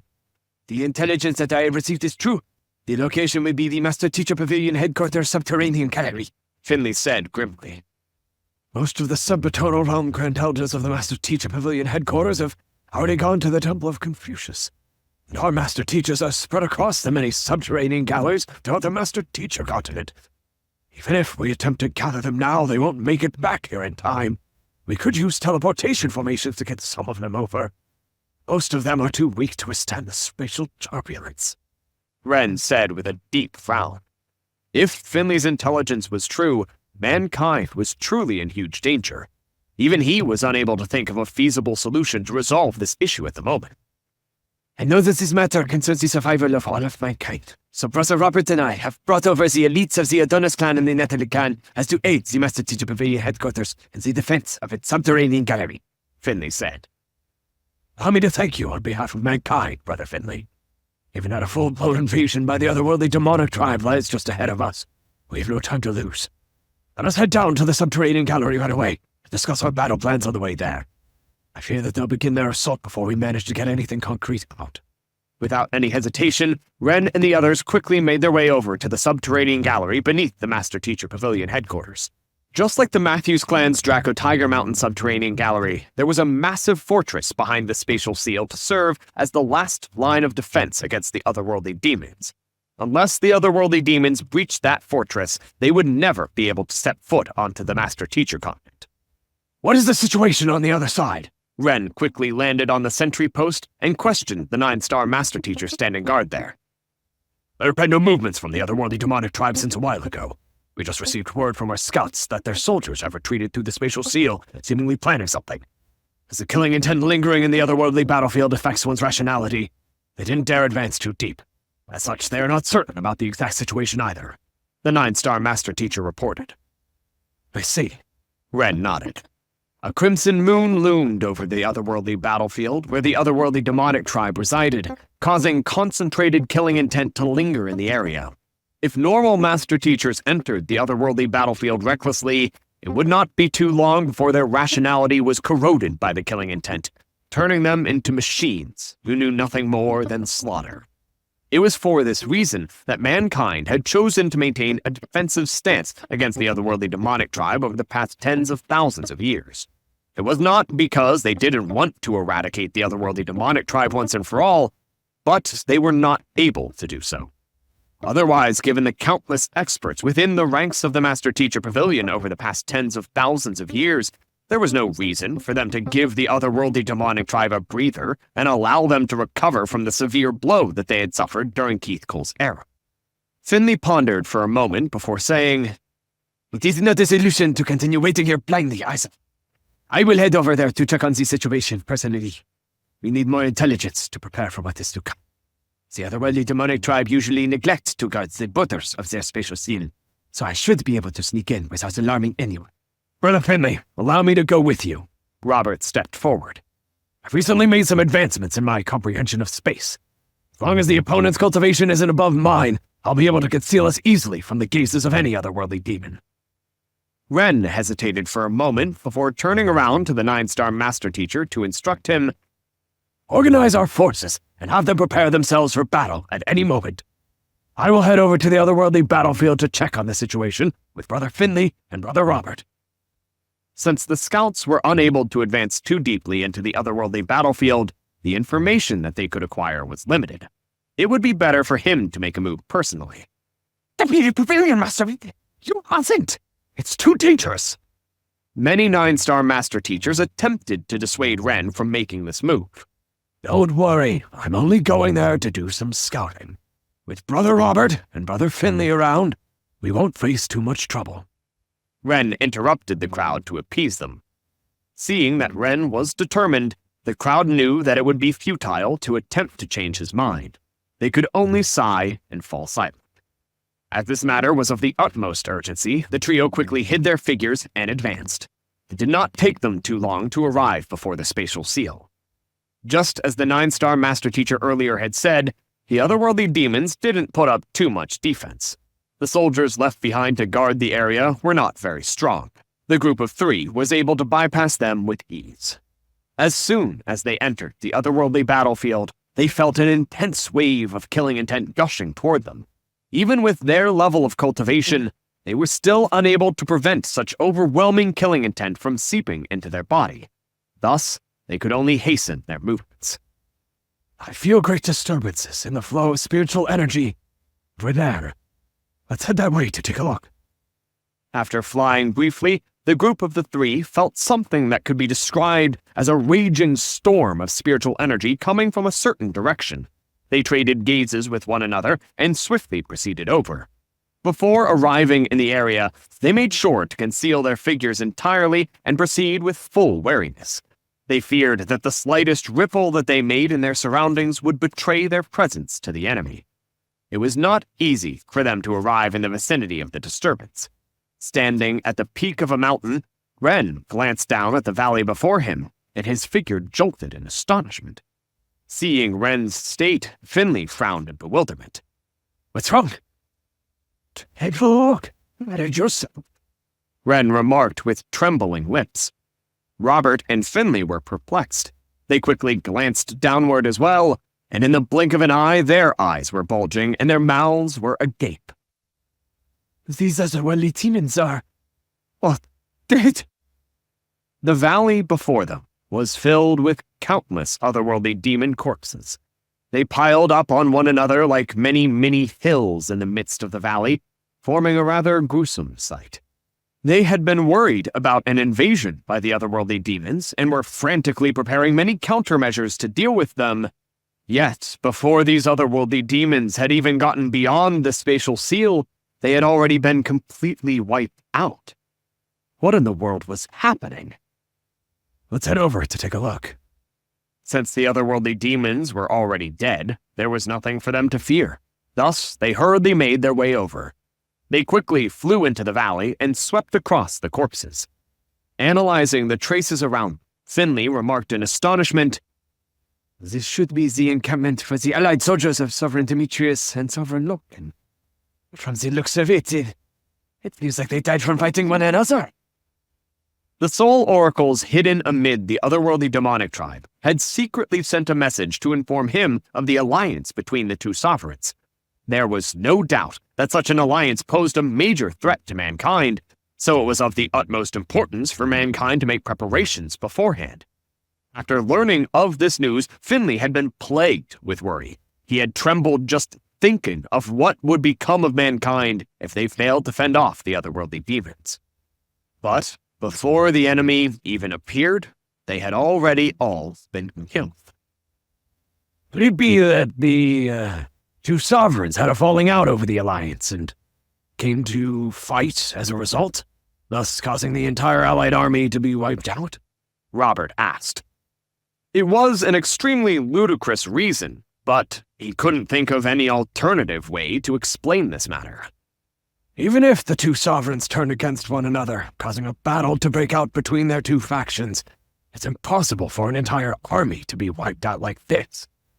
Someone must have gone around killing all of the survivors. Furthermore, don't you think that there's a striking similarity among how they all died? 1,000 otherworldly demons over here have all been crushed flat by some immense force. 1,000 otherworldly demons over there had their hearts impaled, and 1,000 otherworldly demons there had their heads lopped off. Ren shook his head and rejected Robert's hypothesis. As a 9-star master teacher, he was extremely sharp in his observations and analyses. From the traces left behind, he could tell that not a single otherworldly demon of the army of 100,000 had escaped alive from this battle. If the factions of the two sovereigns were equally matched, it was possible for the war to end with many deaths. However, without the involvement of any external power, it was impossible for all of them to die off so cleanly. Master Ren is right. Not only so, but the equipment and resources of these otherworldly demons have also vanished without a trace. I cannot see a single storage ring around. Without a doubt, someone must have plundered them, Finley added. Hearing those words, Robert swiftly swept his gaze over the countless otherworldly demons, only to see their empty fingers. There really was not a single storage ring to be seen. Furthermore, even though most of the tents had been burned down to cinders, there were no military supplies to be seen. How could a large army have no military supplies at all? There was only a single explanation for such a sight. A third party had been there. Chances were that this massacre had been orchestrated by that third party. However, who in the world had the ability to destroy 100,000 otherworldly demon-strong army in less than a day? At this moment, a sharp sound of wind could be heard from the distance, following which a figure appeared above the mountain valley that they were in. Other cultivators would take their time to write their last will before facing the Heavenly Flame tribulation, knowing there was a real possibility that they would lose their lives in the cultivation ordeal. Yet this fellow dove into it again and again. While other cultivators had to survive cultivation ordeals, when it came to Xavier, it felt like he was going on a leisurely tour instead. And in truth, the ones who were surprised were not only Robert and the others. The heavenly flame in the sky was stupefied as well. The crowd could not make sense of why Xavier was able to challenge the heavenly flame tribulation thrice, and they couldn't comprehend why it was the Empyrean heavenly flame each and every time. Eventually, they could only give up on trying to understand this inconceivable phenomenon and focus their attention on watching the cultivation ordeal instead. Ferocious, black flames billowed within the clouds in the sky. At the start, they had still been roaring fiendishly as if they would bring utter annihilation upon the world. But as Xavier dove in, the ominous clouds suddenly began shuddering and twitching. By the 10-minute mark, the tribulation had already turned tail and fled, leaving a revitalized and satisfied Xavier floating in the air. Modifying his aura and altering his life energy path network had taken quite a while, nearly an entire day, but its effects were remarkable. Otherwise, he wouldn't have been able to push for a breakthrough to the Aureate body realm so quickly. With 2 prior experiences of dealing with the Heavenly Flame tribulation, he had opened up all of his acupoints and devoured the flames without any hesitation. With the augmentation of various cultivation resources, he had actually managed to advance to the Aureate body realm consummation within a short 10 minutes. Driving his gleam, a golden sheen swiftly enveloped his body. It was as if he was an incarnation of Buddha that had descended upon the world. After overcoming his heavenly flame tribulation, Xavier descended to where the crowd was and asked, "Why are you all here?" Logically speaking, Robert, Finley, Ren, and Eva should have been in different subterranean galleries, fending off the invasion of the otherworldly demonic tribe. Why had they gathered in the otherworldly battlefield to watch his cultivation ordeal? We noticed some peculiar movements from the otherworldly demonic tribe, so we came over to scout the situation. Were you the one who killed these otherworldly demons? Even though Ren had vaguely guessed the story, he still found it hard to believe that something like this was possible. Thus, he pointed to the heaps of corpses scattered around. When I first arrived, these scoundrels were planning to launch a decisive invasion on the Master Teacher continent. In order to stop them, I just played on the tension between the two factions that made up the army and stoked them into fighting against one another. Fortunately, everything went according to plan, Xavier said. The desire for slaughter could be said to be coded into the genes of the otherworldly demonic tribe. If they entered the Master Teacher continent, many innocent humans would surely be killed under their barbarity. It did weigh on Xavier's heart to claim so many lives callously, but he felt that it was necessary. Benevolence toward the enemy in war was no different from malevolence toward one's allies. You were able to make the two factions come to blows with one another. The lips of Ren and the others twitched as they listened to Xavier's story. While the latter had phrased it very casually, they understood the difficulties in trying to pull something like this off. The otherworldly demons were not mindless creatures of power. They were shrewd as well, which made them particularly difficult opponents to deal with. Otherwise, the Master Teacher Pavilion wouldn't have had so much trouble trying to deal with. It must have taken you quite a bit of effort to turn them against one, Ren remarked. Well, you're right. It took me a whole hour to do so. I'm feeling really beat right now. Xavier nodded. He needed to switch between multiple identities again and again, which was truly no easy feat. Even with his strength, he couldn't help but feel completely drained by the time he managed to pull everything off. It had indeed been rather difficult on him. And how? Ren and the others suddenly felt utter helplessness weighing down on them. If they had been in Xavier's shoes, it would have cost them much more in order to deepen the tensions between the two factions and force them to clash with one another. At the very least, it would have taken them years of careful preparation. Yet that fellow only took an hour. The more they talked to the other party, the more stifled they felt. There should have been several dozen Sempitonorum commanders within this army of 100,000, right? Did you, kill them as well? Finley asked. I did. It took me a while, but I managed to assassinate all of them. Xavier nodded earnestly. I ended up staining my armor in order to do so, though. In order to make his disguises more lifelike, he had cleaned his dirtied armor over and over again. By now, his armor was already completely soaked in blood, such that no amount of wiping would ever be able to get the blood out of it. Finley felt suffocating.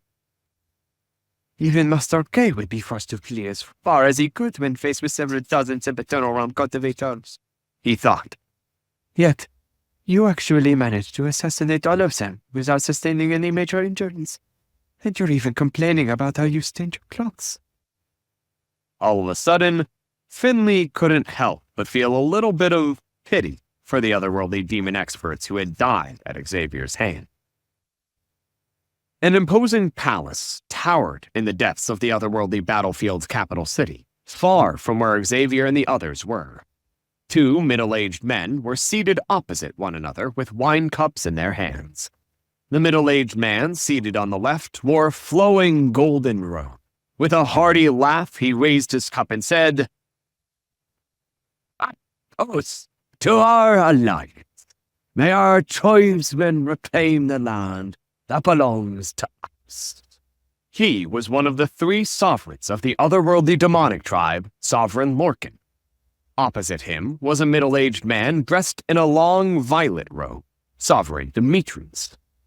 "May your words come to be."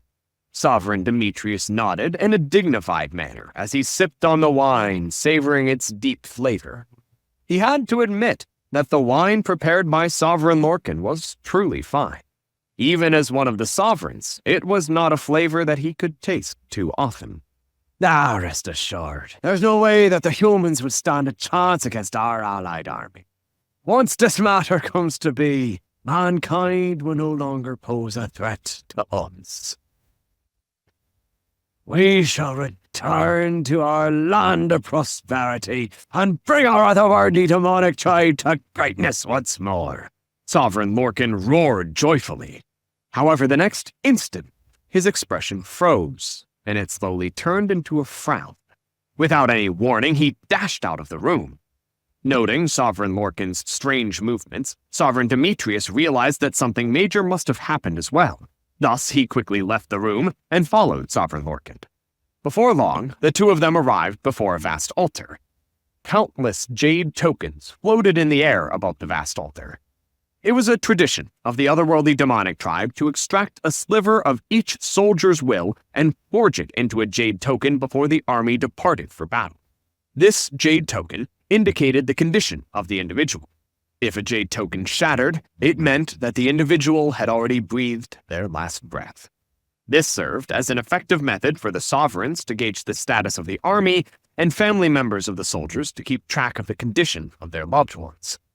Whenever a major battle broke out, the jade tokens would swiftly shatter one after another. This would mean that the brave soldiers of the otherworldly demonic tribe were laying down their bodies and souls to further the cause of their tribe. These men would be regarded as heroes, and they would be honored for their valiance. Their deeds would go down in history, and their name tablets would be placed on the god's altar. By the time the two sovereigns had arrived before the altar, the jade tokens had already begun shattering one after another. As beings who stood at the very top of the otherworldly demonic tribe, they had already seen their fair share of deaths. If it had just been a normal battle, such a shattering of jade tokens wouldn't have even fazed them. However, the jade tokens shattered with a beautiful rhythm, reminiscent of an orchestral performance. It was baffling to think of it in such a manner, but there was a mysterious charm to the melody. From time to time, as if the melody struck a climax, there would be an extraordinarily powerful note that played on the heartstrings of the listeners. Within the short span of a few minutes, the last 5,000 of the 100,000 original jade tokens floating above the altar had been reduced to a pile of dust on the ground. Nothing was left at all. Our army of 100,000. Sovereign Lorcan staggered weakly as the wine cup in his hand fell to the ground. His face paled in disbelief as he shook his head in incredulity. An army of 100,000 elites should have been sufficient to push their way through the subterranean gallery and bring havoc upon the Master Teacher continent. They had expected great casualties in the midst of doing so, but they were confident that victory was in their grasp. Yet, barely after they had confirmed their alliance, before their allied army could even make their way out of the subterranean gallery, it had already been wiped out.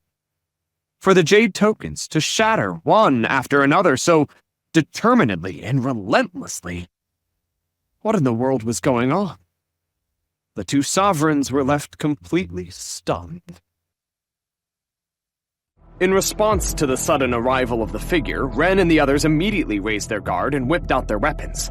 Just as they were about to attack the figure, they got a clear look at the other party. Ren widened his eyes in astonishment and exclaimed, "It's Master Eva!" Finley and Robert also recognized the figure in the sky. They had seen Eva during the engagement ceremony.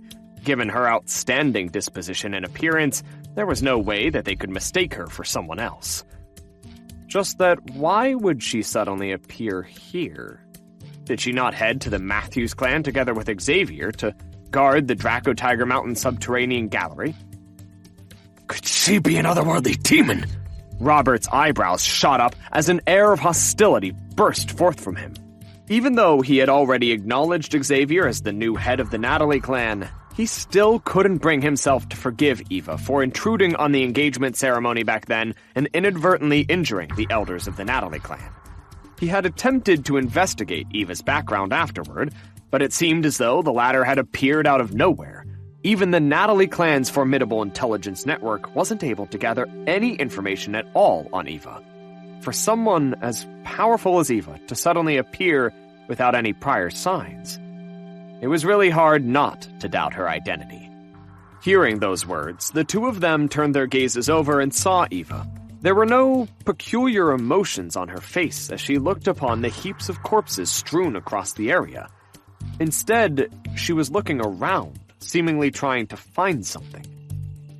If that's truly the case, Ren remarked with a frown, I doubt that she would be able to remain so calm after seeing the deaths of so many of her tribesmen.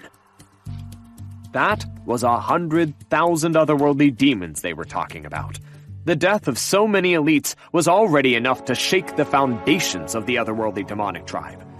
If Eva was truly an otherworldly demon, she should have shown some kind of reaction to the slaughter that had happened. The fact that she was able to remain impassive despite such huge losses likely suggested that she wasn't affiliated with the otherworldly demonic tribe. Master Wren, Clanhead Robert, Clanhead Finley, have you seen Xavier? While the three of them were discussing the matter telepathically, Eva had also noticed them, and she clasped her fist. Xavier? Is Master Xavier here as well? Wren was taken aback by that question. After they parted from one another the day before, Master Xavier had immediately rushed back to the Matthews clan. It didn't seem logical for Eva to be looking for him here on the otherworldly battlefield. Yesterday, Xavier single-handedly resolved the crisis in the Draco Tiger Mountain subterranean gallery before entering the otherworldly battlefield. I had to search for quite a while before tracking him here, Eva explained. I heard about the situation at the Draco Tiger Mountain subterranean gallery. If I'm not mistaken, there are 10,000 otherworldly demons stationed there, right? Oh, what do you mean by Master Xavier single-handedly resolves the crisis? Finley asked doubtfully. The members of the Adonis clan had been dispatched to reinforce the Matthews clan's Draco Tiger Mountain subterranean gallery and the Natalie clan's Star Cluster subterranean gallery. As one of the 6 largest subterranean galleries on the Master Teacher continent, the Draco Tiger Mountain subterranean gallery was one of the major targets of the otherworldly demonic tribe. Given the scale of the invasion this time around, its security could be said to be shaky even when it was guarded by the powerful Matthews clan. Yet, Xavier had actually resolved the crisis single-handedly. How was that possible? Yes, there were 10,000 otherworldly demons stationed there. Yesterday, Xavier said that he would head over to scout the situation, but he ended up killing them all. By the time we noticed it, he'd already entered the otherworldly battlefield. Eva explained. He ended up killing 10,000 otherworldly demons while trying to scout the situation. Are you sure you aren't pulling our legs? The trio felt their hair standing on end. Having clashed with the otherworldly demonic tribe many times, they were well aware of the fighting prowess and capabilities of the otherworldly demons. Even an average ancient saint would have trouble dealing with 10,000 otherworldly demon soldiers. Yet, to actually wipe out such an army while scouting? Was that for real? Indeed. In fact, the 100,000 otherworldly demons here were likely killed by him too. Just that, where is he? The 3 of you arrived earlier. Did you notice anything? Eva asked. She had been together with Xavier for the past few days, so she was well aware of the means he possessed. She had seen the corpses that Wren had pointed out earlier, and she recognized them to be the doing of the Golden Origin Cauldron and the Dragonbone Divine Spear.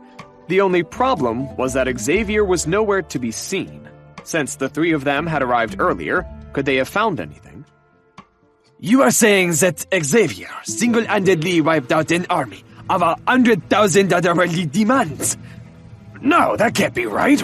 If we count the otherworldly demons from the Draco Tiger Mountain subterranean gallery, that would be 110,000 otherworldly demons.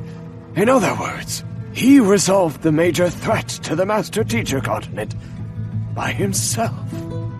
The trio felt their heads spinning. All they had just heard was simply so inconceivable that it threatened to dismantle everything they had known about the world.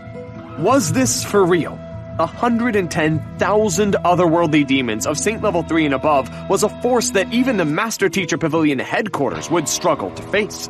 Even if the Master Teacher Pavilion headquarters successfully rallied all the forces at its disposal, it would have only ended in a narrow victory on their side. Yet, the other party had actually resolved this crisis single-handedly. How in the world did he do it? Not even Keith Cole had achieved such spectacular accomplishments in his time.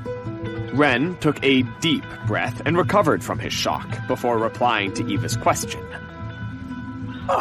Master Eva, we arrived moments before you, and we didn't see Master Xavier anywhere. Before he could finish his piece, the air above them suddenly turned turbulent. He hurriedly raised his head and saw large swaths of ominous clouds swiftly congregating together. It's a cultivation ordeal! Ren exclaimed in astonishment. Unknowingly, a figure suddenly appeared in the sky, floating quietly beneath the congregation of ominous clouds. Pitch-black flames rumbled amid the clouds above him, turning the surrounding air incredibly dry. The temperature swiftly surged with a momentum that felt as though it would melt the entire sky. It's the Heavenly Flame Tribulation. Ren and Finley gulped. Not long before, when they met with Master Xavier, he had still been at Saint Level 9 Pinnacle. Yet within such a short span of time, not only had he achieved a breakthrough to the introspective convalescence realm, but he was even well on his way to advancing toward the Aureate body realm. How in the world did he cultivate so quickly? Any other cultivator would require several years of effort before they were ready to push for a major breakthrough in their cultivation, but to the fellow in the sky, it seemed like nothing more than child's play. More importantly, he even had the spare time to kill 110,000 otherworldly demons and many Sempiternal Realm commanders. Oh, you're all here! While the crowd was overwhelmed with utter shock, Xavier also caught sight of them and flashed them a smile. Just give me a moment. Let's talk after I overcome the Heavenly Flame Tribulation. After saying those words, he dove right into the congregation of ominous clouds. Is he going to use the same tactic for the Heavenly Flame Tribulation? Robert's body staggered a little upon seeing this sight. He had heard stories about how Xavier overcame his lightning tribulations, but there was a huge difference between lightning tribulations and Heavenly Flame Tribulations. To dive right into the source of flames. Was he not afraid of being reduced to cinders? More importantly, what was with that relaxed expression on his face? Catching sight of Robert's astonishment, Ren shook his head and explained, Master Xavier should be fine. He overcame the Heavenly Flame Tribulation back in the Master Teacher Pavilion headquarters yesterday. Wait, he's already overcome it! Robert exclaimed in bewilderment upon hearing those words. Each cultivator will only face the Heavenly Flame Tribulation once in their life, at most. Right? Why is he facing it a second time? The Heavenly Flame Tribulation was a cultivation ordeal that one had to overcome when achieving a breakthrough to the Aureate body realm. Each great sage would only face it once in their cultivation journey. It was unthinkable for anyone to have to face it twice. I'm not too sure what's going on either. In any case, it is a fact that he did face the Heavenly Flame Tribulation in the Master Teacher Pavilion headquarters just a day ago, and he survived the ordeal by diving right into the clouds as well. I don't think that he'll face any problems now, Ren replied. That's not right. Master Ren, Master Xavier came to our Adonis clan 2 days ago and underwent the Heavenly Flame Tribulation then as well. But you are saying that he faced the Heavenly Flame Tribulation at the Master Teacher Pavilion headquarters too? Finley asked doubtfully. You're telling me that it's his third time facing the Heavenly Flame Tribulation? Robert nearly fainted on the spot. That was the Heavenly Flame Tribulation, a force that every cultivator feared.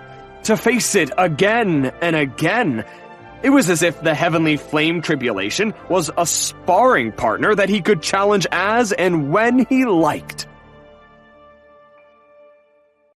It had not been easy for the two of them to put aside their differences and form an alliance, but everything had fallen apart before they could do anything at all. What was even worse was that they didn't know who the culprit was. I can't accept this. I'll personally go take a look. Unable to hold back his rage, a cataclysmic aura burst forth from Sovereign Lorcan, causing the surrounding space to shatter. He was an ancient sage expert. I'll follow you, Saint Demetrius spat coldly. Half of the casualties had been his subordinates. There was no way that he could let the matter slide so easily. Let's head out together, then. And while we're at it, we should settle that matter as well. Otherwise, we'll be forced to remain subservient to that man for the rest of our lives. Sovereign Lorcan said as a sharp glint flashed across his eyes. Sovereign Demetrius nodded. I heard that Sovereign Osias has recently taken an extraordinarily talented young man. That brat seems to know no bottleneck at all. His cultivation advances at a breakneck speed. None of our disciples are a match for him. If we allow that brat to continue growing at this rate, we will soon lose what should belong to us. Don't touch that brat for the time being, Sovereign Lorcan said. He has received the acknowledgement of Vicious's will, and he practices the highest cultivation technique of our otherworldly demonic tribe. Given the prestige that he enjoys at the moment, we cannot afford to touch him. However, once that matter comes to be, that brat will lose all his support. Then we can slowly grind him down, and perhaps we might even be able to attain the highest cultivation technique. Ah, you're right. Let's do it then. Sovereign Demetrius nodded before falling silent. With a jolt, the two middle-aged men vanished from the spot.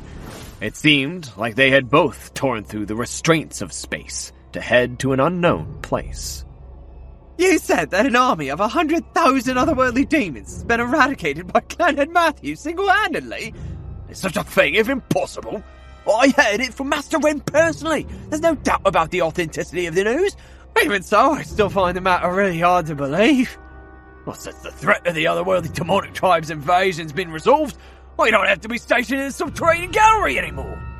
After overcoming the heavenly flame tribulation, Xavier had advanced tremendously in his cultivation once more.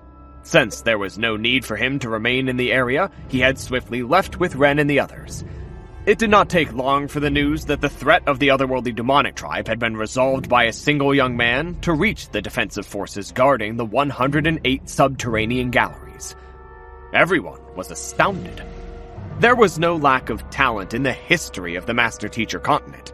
Many brave and powerful warriors had left behind legends that resounded in the ears of the populace even to this day. Yet, compared to the feat achieved by this single young man, those legends weren't even worth mentioning.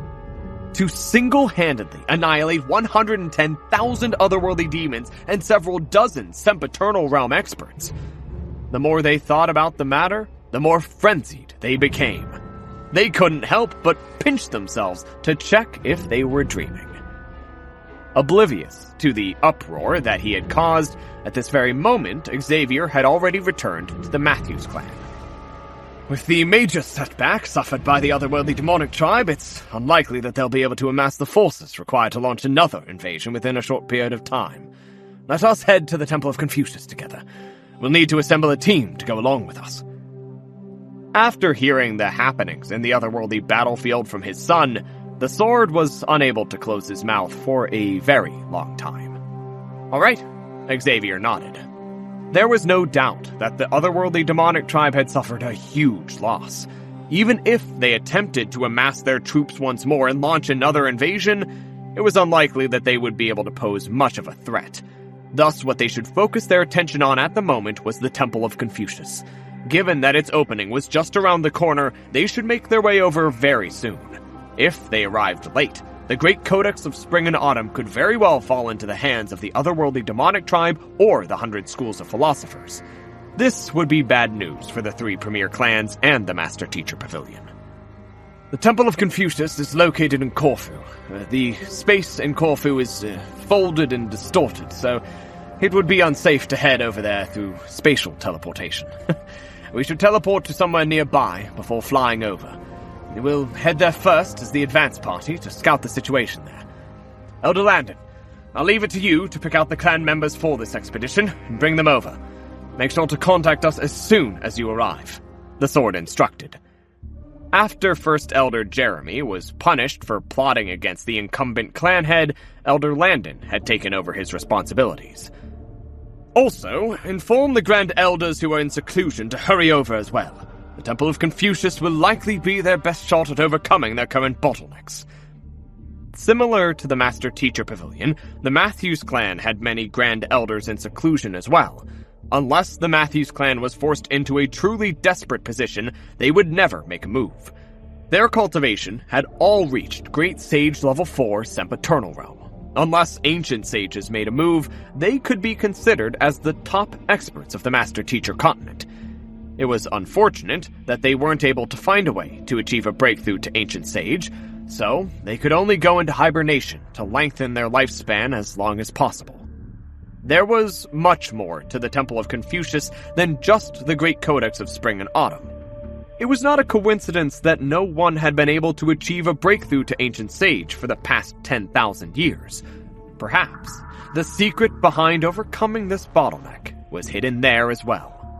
Regardless of whether that was true or not, they would have to make a trip there to find out for themselves.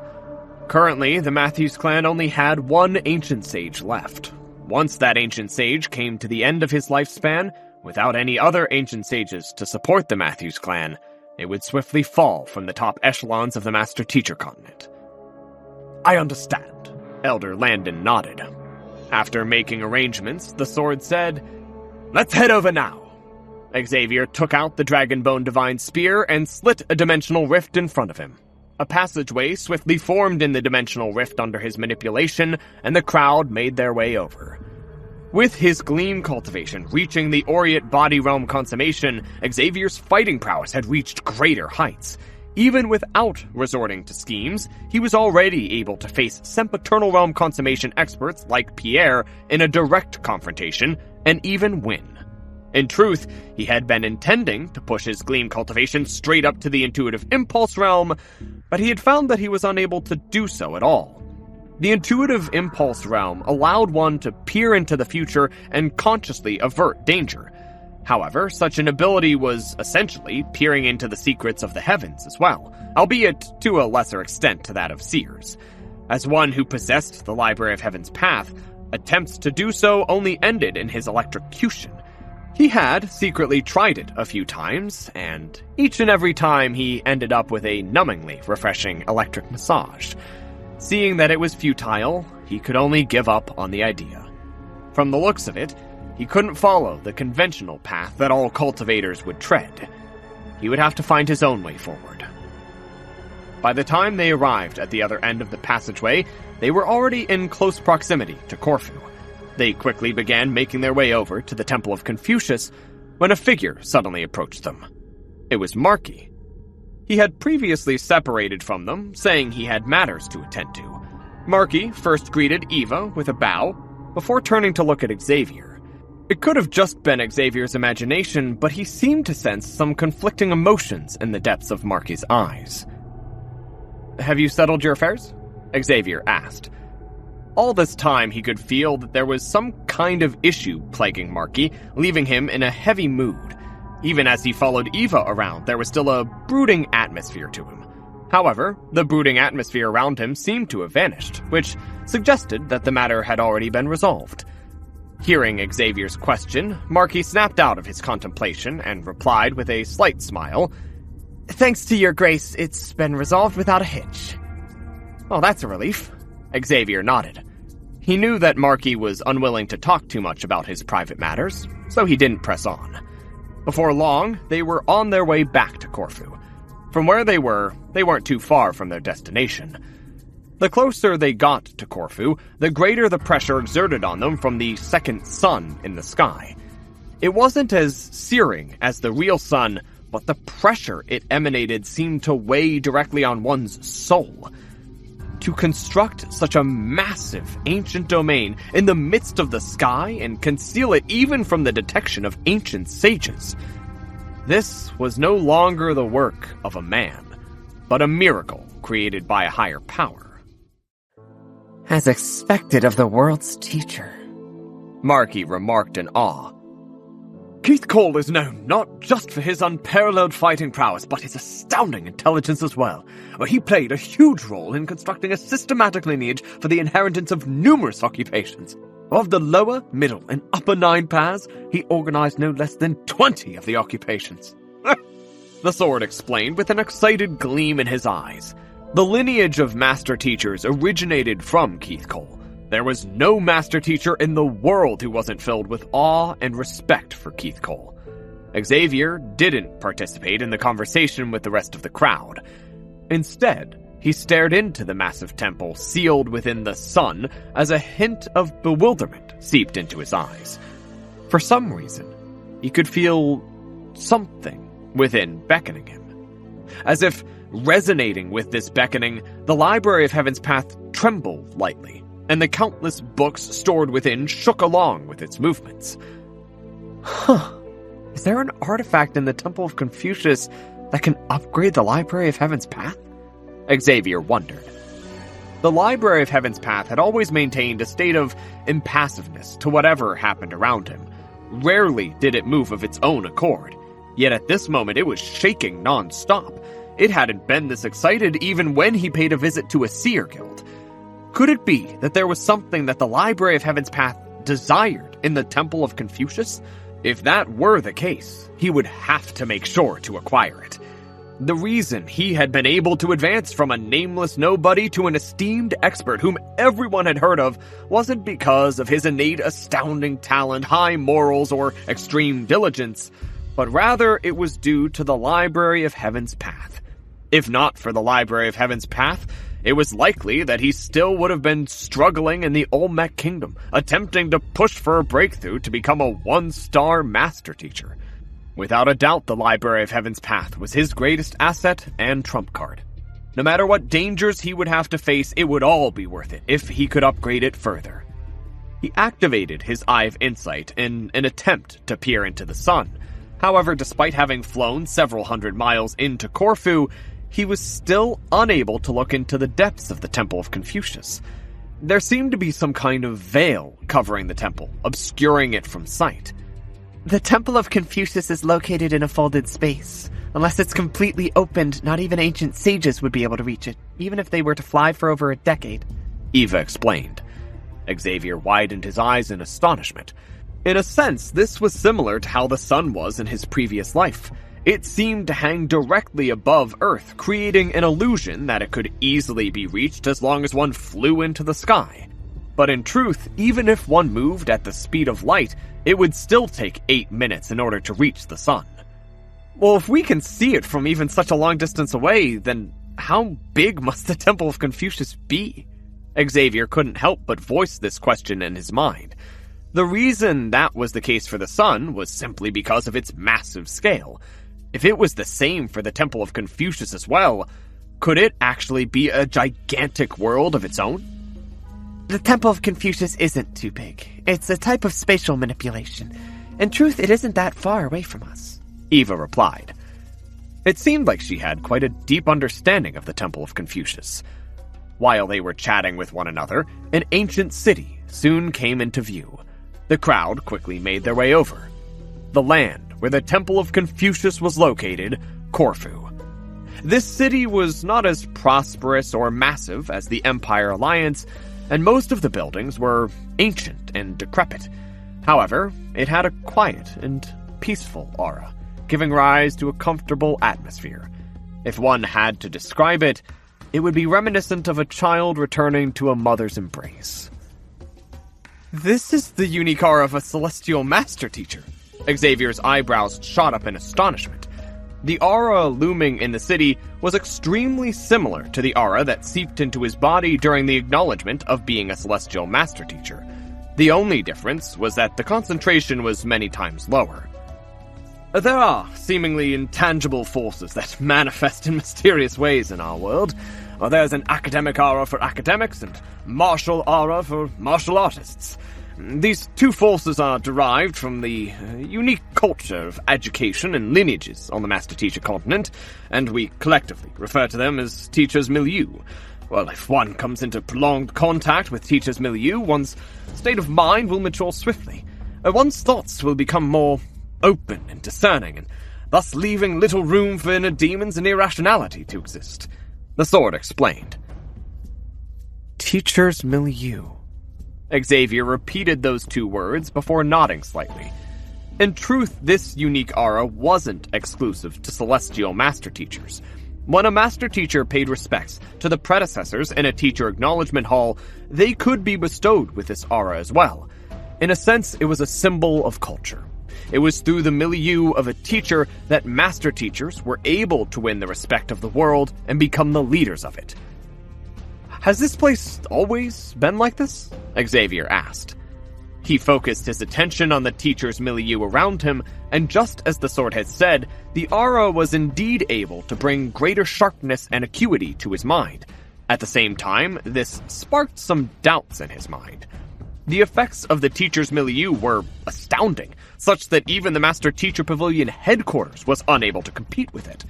Sensing Xavier's doubt, the sword explained, "Well, before the opening of the Temple of Confucius, while Teacher's milieu still lingered in Corfu, it was far sparser than what you perceive right now.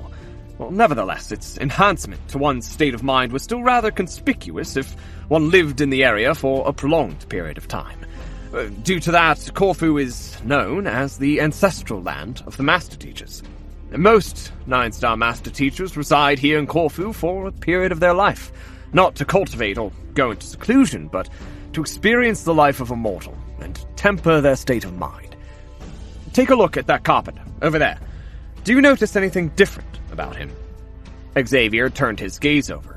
By the side of a street, there was a carpenter who was in the midst of crafting a simple piece of furniture. The movements of his calloused hands were extremely precise, as if they had been carefully measured by a ruler. Wood shavings flew around the place, and before long, a completed product was sitting right before him. "He's a 9-star Master Teacher." Xavier was astounded by what he saw. The carpenter shaved the wood with light strokes that seemed to be devoid of strength, and there wasn't the slightest hint of gleam that could be felt flowing through his body. However, the ocean-like accumulation of energy that Xavier could see in the depths of his aura through the Eye of Insight told a very different story. Not only was the carpenter likely a 9-star Master Teacher, but chances were that he was also an extremely powerful one as well.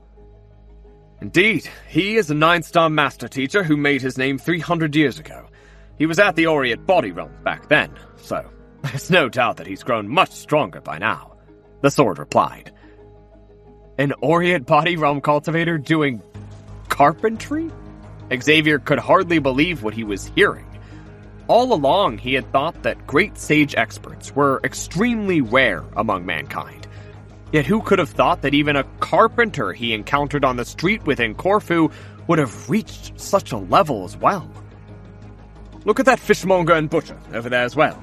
They were both renowned 9-star Master Teachers in their era. Back then, they still weren't too powerful, but over the years they've reached the intuitive impulse realm as well, just like me," the sword explained. "If nothing had happened to you back then, your mother and I would have come to Corfu to try living an ordinary life as well. Through experiencing the difficulties of mortal life, we would have been able to temper our states of mind and ready ourselves for a breakthrough to higher realms." Xavier nodded quietly in response. Just as the sword had said, a lot of the ordinary-looking individuals around them were astoundingly great sage experts. They were experts whose silhouettes could rarely be seen even within major cities, but in Corfu, they were as common as carrots at the market. It was no wonder Corfu was known as the ancestral land of the Master Teachers. The sword suddenly turned to look at Xavier and asked curiously, "Right, Xav, what is your soul depth at the moment?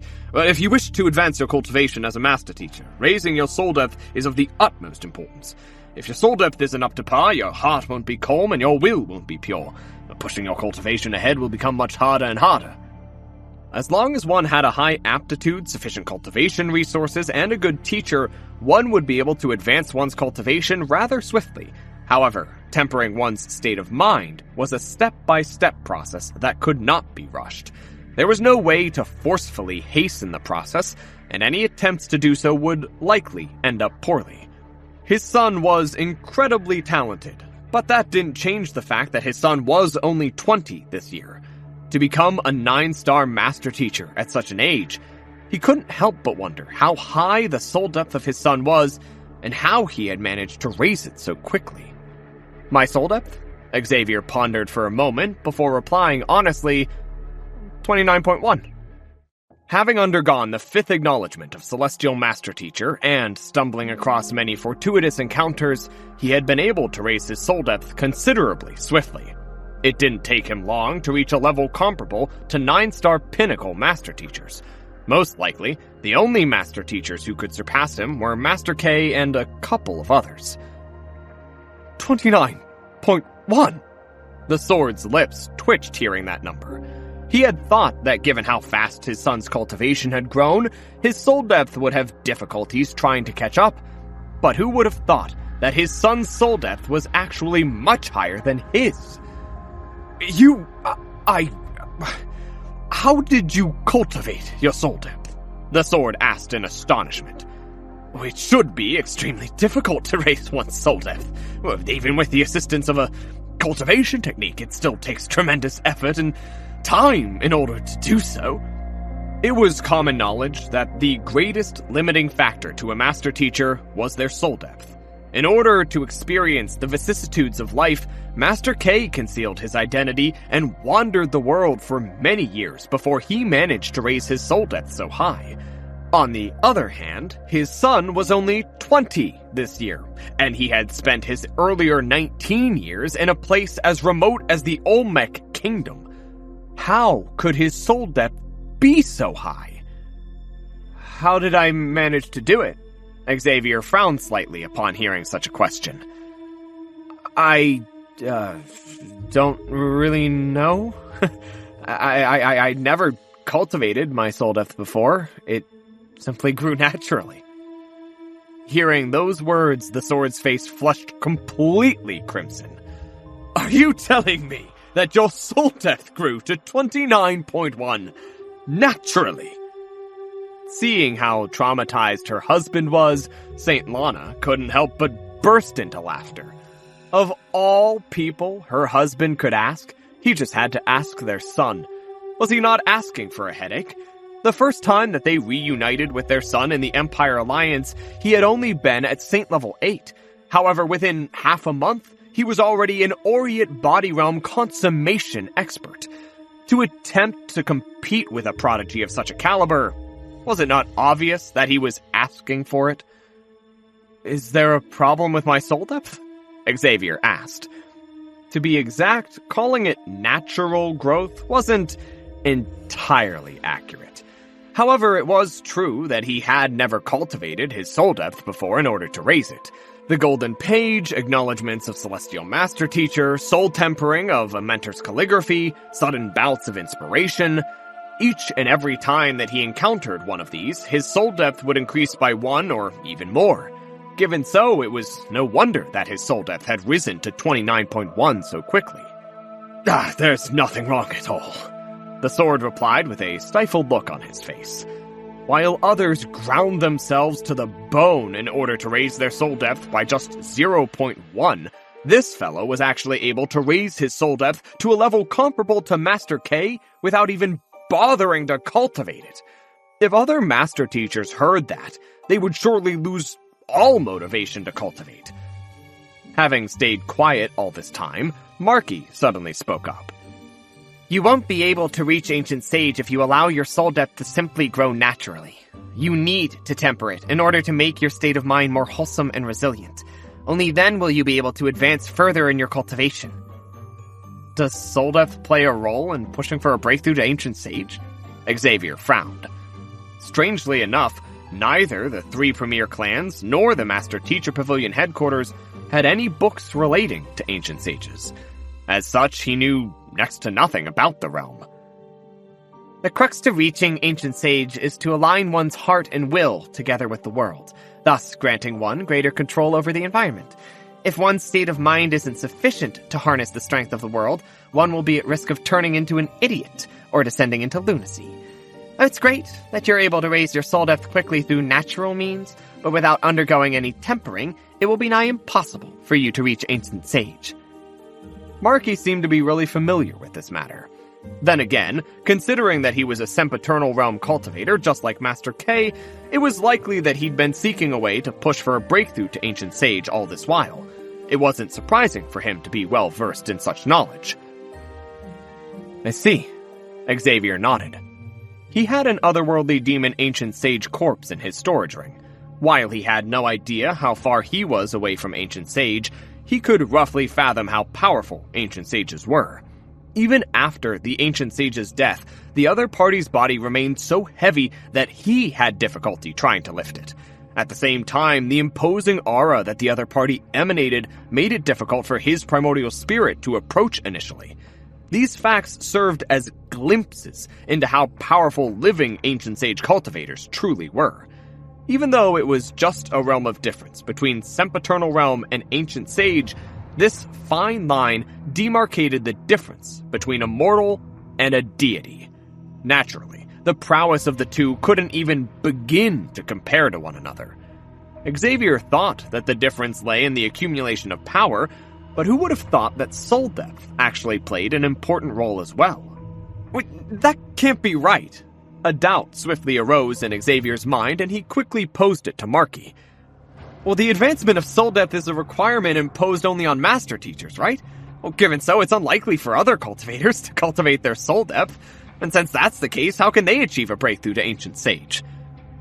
Soul depth was a requirement for the rank advancement of master teachers, which was the reason why master teachers emphasized it so heavily. Other cultivators wouldn't feel any need to cultivate their soul depth, and if so, wouldn't they be unable to reach Ancient Sage? Ordinary cultivators do place great importance on cultivating their state of mind. Take apothecaries, for example. If they weren't in the right state of mind, the tranquil heart pill that they forged would be warped, thus transforming from a calming pill into lethal poison, Marky explained. The same goes for other occupations too. If demonic tunists fail to cultivate their state of mind, how could they possibly conceptualize their intent through music to beguile their opponents? If formation masters neglected their state of mind, how would they be able to set up highly complex formations? Hearing those words, Xavier fell silent. He had faced something similar back when he was undergoing his level 1 apothecary examination. Back then, there was an apothecary who hadn't reached the heart of tranquil water and thus lacked control over his emotions. He had attempted to forge tranquil heart pills while his mind wasn't in a composed state, and the pills that he produced eventually turned out to be a lethal poison that could kill the cultivators who unfortunately consumed them. He could also relate to how one's state of mind was important to a demonic tunist as well. If he couldn't control his emotions, his music would only run amok. For example, during his demonic tunist examination at the Imleal Master Teacher Academy, he had needed to make the divine cranes dance along with his zither melody. However, if he had allowed his emotions to run wild, it was likely that he would have jolted them to death with his music instead. Thinking about that, indeed every occupation in the world demanded something of one's state of mind. It was just that none of them were as demanding as the Master Teacher occupation. Before Keith Cole's era, the cultivation of soul depth was categorized under Will of Mind, and it was divided into many different levels. This is also where the ranks Heart of Tranquil Water, Lucid Mind, Unperturbed Spirit, Impervious Will, Impregnable Heart, Uninhibited Psyche, Incorruptible Soul, and the like come from. Marky continued. However, Keith Cole felt that such categorization was overly complex and hard to accurately gauge. Thus, he simplified the entire model through quantifying it with numbers, which gave rise to the soul depth that we are familiar with. The new model has been adopted by the Master Teacher Pavilion with 3 points indicating a new tier. 1-star Master Teachers require soul depth of 3, 2-star Master Teachers require soul depth of 6, and so on and so forth. Going by this, 9-star Master Teachers require soul depth of 27. The requirement on soul depth is much harsher than cultivation. Those who haven't reached the required soul depth can't be promoted, even under exceptional circumstances. Xavier nodded. Keith Cole had simplified the Will of Mind model into the Soul Depth model, and the Master Teacher Pavilion had adopted the latter as one of its promotion criteria. On the other hand, the other occupations still persisted in using the Will of Mind model, which worked as well, since they didn't require such a fine distinction. Of course, just because the other occupations didn't adopt the Soul Depth model, didn't mean that they wouldn't temper their state of mind. While both models worked just fine, there were still some advantages to quantifying state of mind in the form of soul depth. It would allow master teachers to constantly track their progress in cultivating their states of mind, thus encouraging them to adopt practices beneficial to advancing their soul depth. It was due to this that the Master Teacher Pavilion had become the leading expert in this field, and the other occupations struggled to catch up. I've been here once before, and if I recall correctly, there's a place just ahead that allows one to temper one's soul depth. It's known as the Heart Pavilion. There are cultivation techniques in there that allow one to reinforce one's state of mind, with insights left behind by countless experts and formations that temper one's will. Why don't we head there to take a look? Since you've never tempered your state of mind before, you might be able to make considerable advancements through it. The sword suddenly suggested. Heart Pavilion. Xavier nodded. Let's head there to take a look. Since the Temple of Confucius hadn't opened yet, he still had some time to spare. Given that the Heart Pavilion could help him temper his state of mind, there was no harm in heading over to take a look. All along, he had been dependent on fortuitous encounters in order to raise his soul depth. However, it wouldn't do for him to be solely reliant on luck in tempering his state of mind. It would be great if he could acquire a feasible cultivation technique that would allow him to raise his soul depth. After walking for a while, a building came into sight. Walking in, they were greeted by a middle-aged man. Greetings. Do you intend to temper your state of mind or examine it? We wish to temper our state of mind, Xavier replied. This way, please. The middle-aged man gestured with a smile. First and foremost, our Heart Pavilion doesn't accept spirit stones or other currencies. We only accept St. Pinnacle artifacts as payment. Every 2 hours inside will cost a St. Pinnacle artifact. Hey, it sure is expensive. Xavier was slightly taken aback by the price. After all the scavenging that he had done, he had no lack of St. Pinnacle artifacts in his inventory. Nevertheless, it was still a price that most cultivators would struggle to fork out, including those from major clans. Most St. Level 9 cultivators wouldn't even have a St. Pinnacle artifact, and yet 2 hours in the Heart Pavilion would cost one such item. It can't be helped. It's extremely expensive to construct a formation in space that's safe yet challenging enough to temper one's state of mind. And maintaining it also costs a hefty sum, the middle-aged man replied. Well, that's true, I suppose. Xavier nodded. Most cultivators who had come to Corfu to temper their state of mind were 9-star master teachers, individuals who possessed soul depths of 27 and above. At their level, ordinary illusory formations and beguilement formations were already ineffective on them. In order to exert pressure on them, the highest quality formations and artifacts had to be used. Given so, it was inevitable for the cost to be on the pricier side. Here you go. Xavier tossed over a St. Pinnacle weapon. I'd like to test the effects out for myself first. If it's effective, let's all go in and cultivate together. Having plundered the military resources of 110,000 otherworldly demons, there were more than 1,000 St. Pinnacle artifacts in his storage ring. Considering that he had no use for artifacts of that tier anymore, he had no issues spending them here. The crowd nodded in response.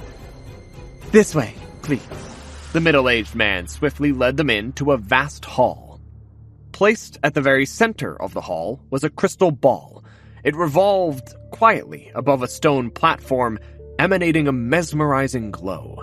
The walls around the hall were inscribed with insights and cultivation techniques that would raise one's soul depth. These are all left behind by the experts who've been to our Heart Pavilion to temper their state of mind. We have tested them personally, and they're all highly effective in raising one's soul depth. However, please do take caution when reading through them. If you attempt to take in too much, they could end up hindering your state of mind instead. Use them prudently, and your soul depth will surely surge ahead. The middle-aged man said with a smile. Cultivation techniques were valued not in quantity but in quality. Attempting to take in too much would only end up confusing one instead. Every cultivator had their own path of cultivation to follow. The more they attempted to emulate the route of others, the further they would stray from their path.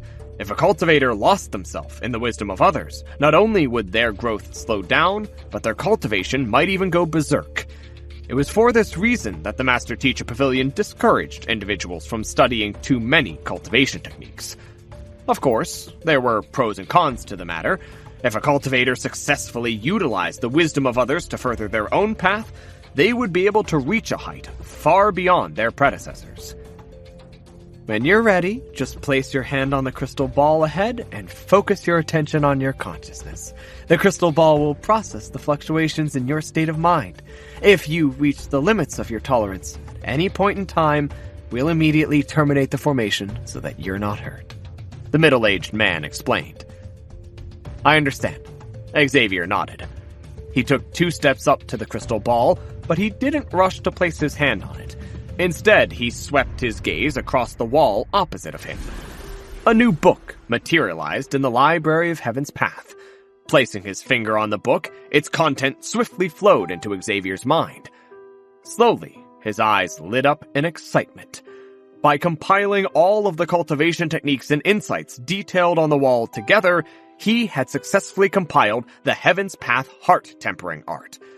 While he had encountered numerous books relating to the tempering of one's state of mind in the past, he had never paid much attention to them.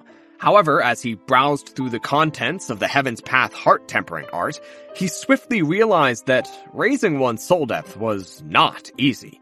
In terms of difficulty, it was much higher than raising one's cultivation, especially due to how elusive and intangible the entire field was.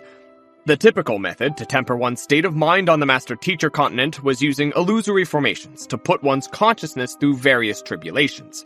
By overcoming these ordeals, one's state of mind would gradually grow steadier and more resilient. However, this typical method was both passive and indirect. It relied heavily on luck and circumstance. Even if one augmented the process with heart-tempering cultivation techniques and artifacts, the rate of growth still wouldn't be too remarkable. Fortunately, the Heaven's Path heart-tempering art that Xavier had just compiled through the Library of Heaven's Path resolved this problem perfectly. It allowed him to cultivate his state of mind directly, just like his gleam and soul. Let me begin. Xavier quickly went through the heart-tempering cultivation technique in his mind before placing his hand on the crystal ball. The shimmering of light shrouded the crystal ball as numbers surfaced, 29.1. Just as Xavier had calculated, his soul depth had already reached a level equivalent to 9-star pinnacle master teachers. He is a 9-star master teacher? The middle-aged man recoiled in shock. He had thought that given how young Xavier was, his soul depth would surely be the lowest among the group. Most likely, that was why he'd gone there to temper his state of mind, yet who would have thought?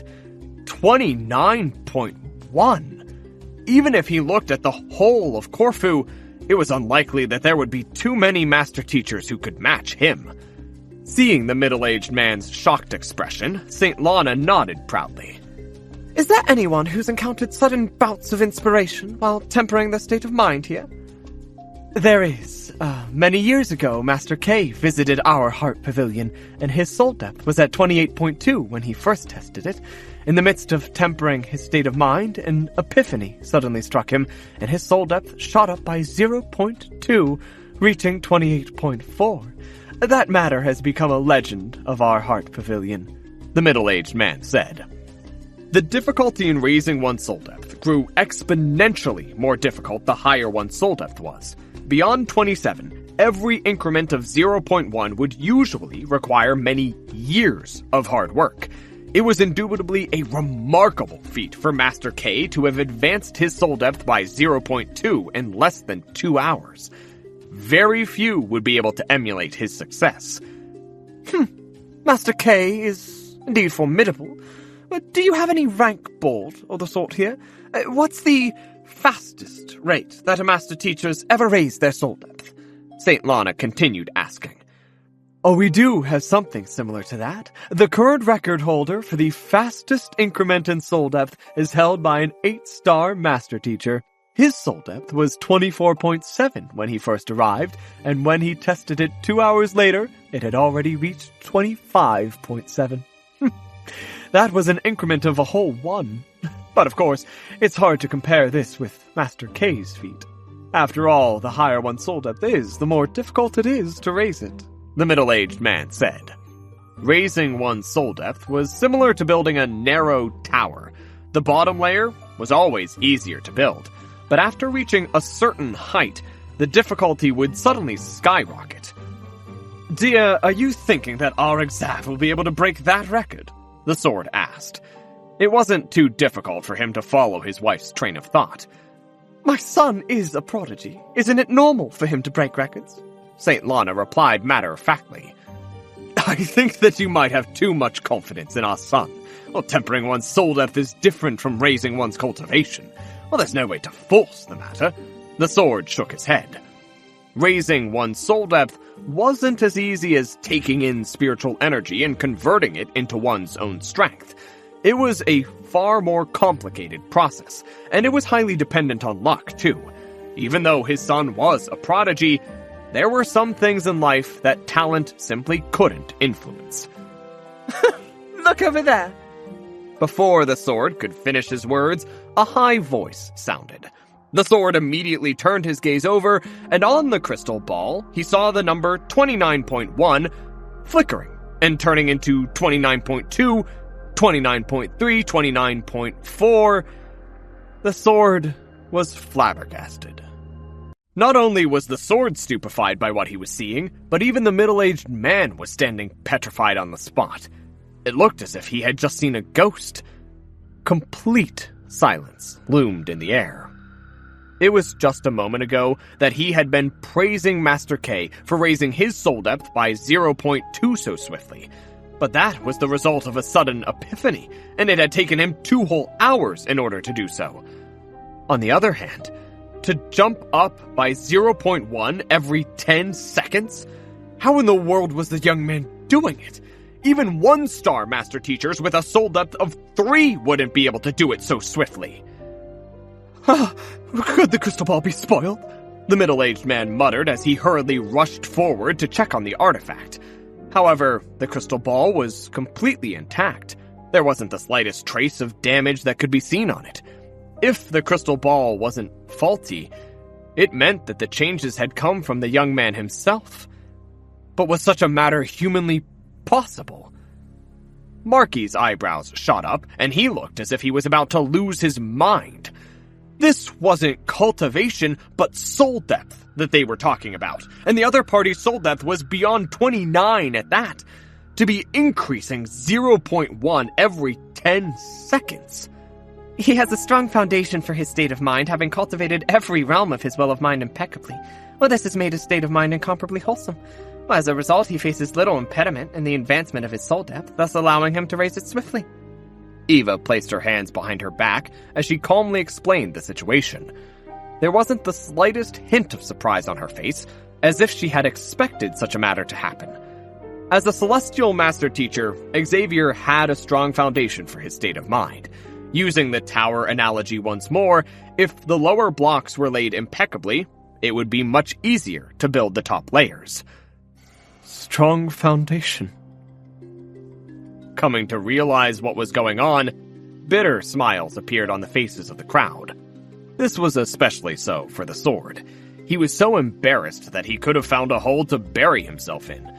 He had been thinking that his son's state of mind would be lagging due to him advancing his cultivation too quickly.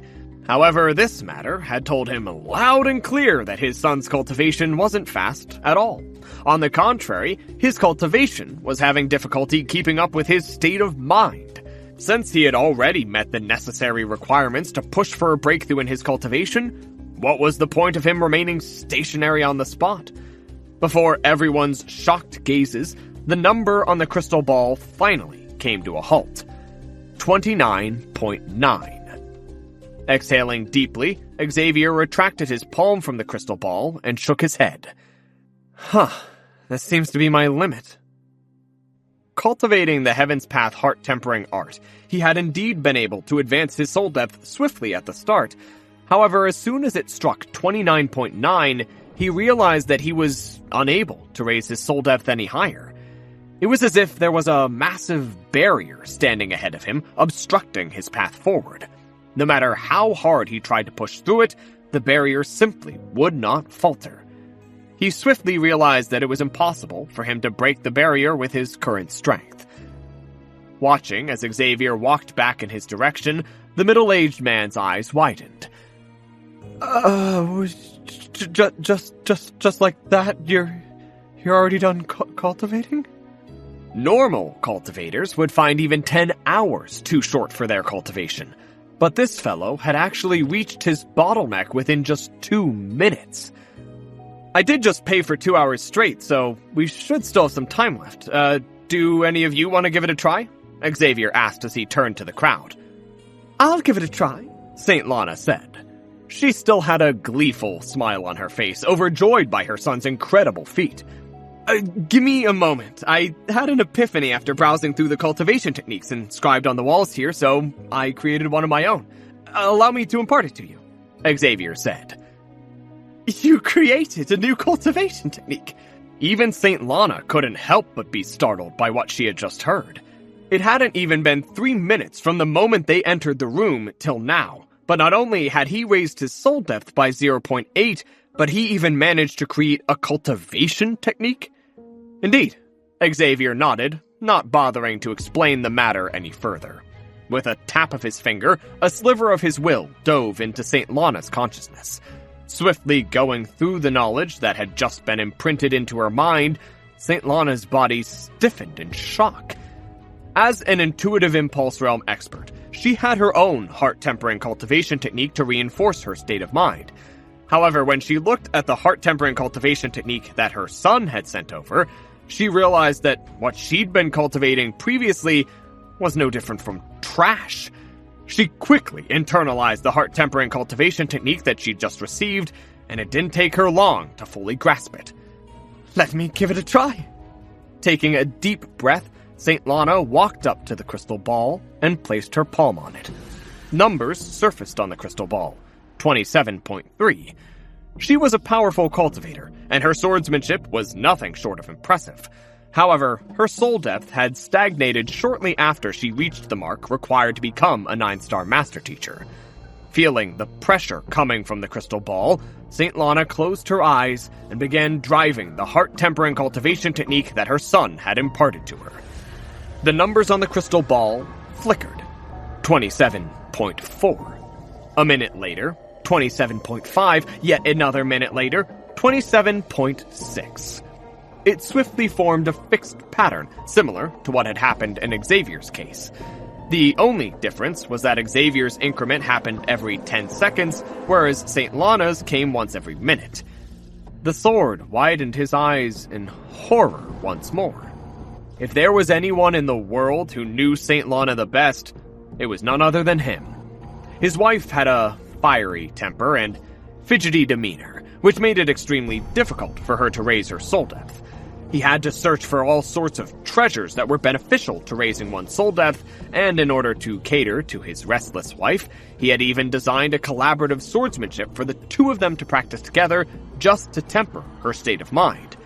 Even so, it had taken a very long time before her soul depth reached 27.3, and after that, it had simply stagnated there. For many years, it hadn't even moved a single inch. But at that very moment, it was increasing by 0.1 every minute. The sword quickly turned to his son and said, "Your heart-tempering cultivation technique. Without a doubt, this miracle definitely had something to do with the cultivation technique that his son had imparted to his wife. Here you go. You can give it a try afterward." Knowing what the sword was thinking, Xavier chuckled softly as he tapped his finger and imparted the simplified version of the Heaven's Path heart-tempering art to him as well.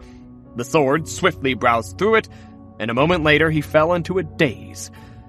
It was no wonder his wife was able to raise her soul depth so quickly. This heart-tempering cultivation technique was truly out of this world. The predecessors of the Matthews clan had created innumerable cultivation techniques in order to temper their soul depth and overcome their limitations.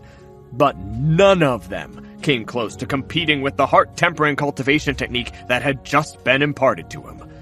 The sword shot a glance at his son, and sighed deeply. The more I look at him, the more I find myself unable to see through him. He knew that his son had many secrets, and he had thought that he would come to learn of them as they spent more time together. However, the closer they became to one another, the more mysterious his son became to him. It was as if his son was the embodiment of omniscience. Any cultivation technique, even the most elementary ones when placed in his hands, would showcase extraordinary effects, transforming into invaluable treasures that the world would die to lay their hands upon. Legend has it that Keith Cole wielded such an ability too. But could it be that my son's going to become an expert on par with Keith Cole? The sword trembled at that thought. According to the legends, Keith Cole had possessed the ability to understand anything that he laid his eyes upon and master any craft in a moment's time. That was actually similar to what his son was able to do. Was his son really going to reach a level comparable to Keith Cole? Just the thought of it filled him with anticipation for the future. Come over. I've already reached my bottleneck, and I don't think that I can go any further than this. While the sword was still deep in thought, his wife spoke. He quickly turned his gaze and saw the number 29.9 on the crystal ball. Within such a short period of time, his wife's soul depth had actually increased by 2.6, reaching 29.9, the very limits of a 9-star master teacher. 29.9 is the limit of a great sage. If you take another step forward, it will mean that your soul depth has reached a level comparable to ancient sages, Marky explained. Achieving a breakthrough from 29.9 would mean that my soul depth has reached a level comparable to ancient sages?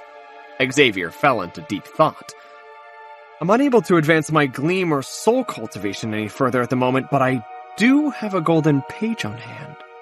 If I use it, will I be able to raise my soul depth by another 5, thus reaching a level comparable to ancient sages?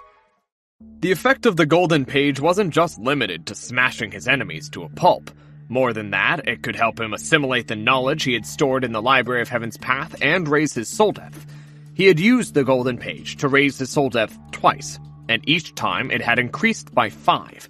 If he used the golden page to increase his soul depth now, would he be able to overcome the 29.9 bottleneck? If it worked out, he would possess a state of mind comparable to ancient sages. He had only faced an ancient sage in battle once, and he had smashed the other party to death with his book before the other party could do anything. Nevertheless, from the other party's corpse stored in his storage ring, he could still roughly fathom how terrifying ancient sages were. If he could advance his soul depth further, would he gain the ability to protect himself even when faced with an ancient sage? Even if his fighting prowess was lacking, as long as his state of mind was up to par, he might just be able to fool ancient sages with his disguise. State of mind was of paramount importance when it came to a disguise. As long as his soul depth was up to par, it would be difficult for anyone to see through his disguise. Let me give it a try, Xavier thought excitedly.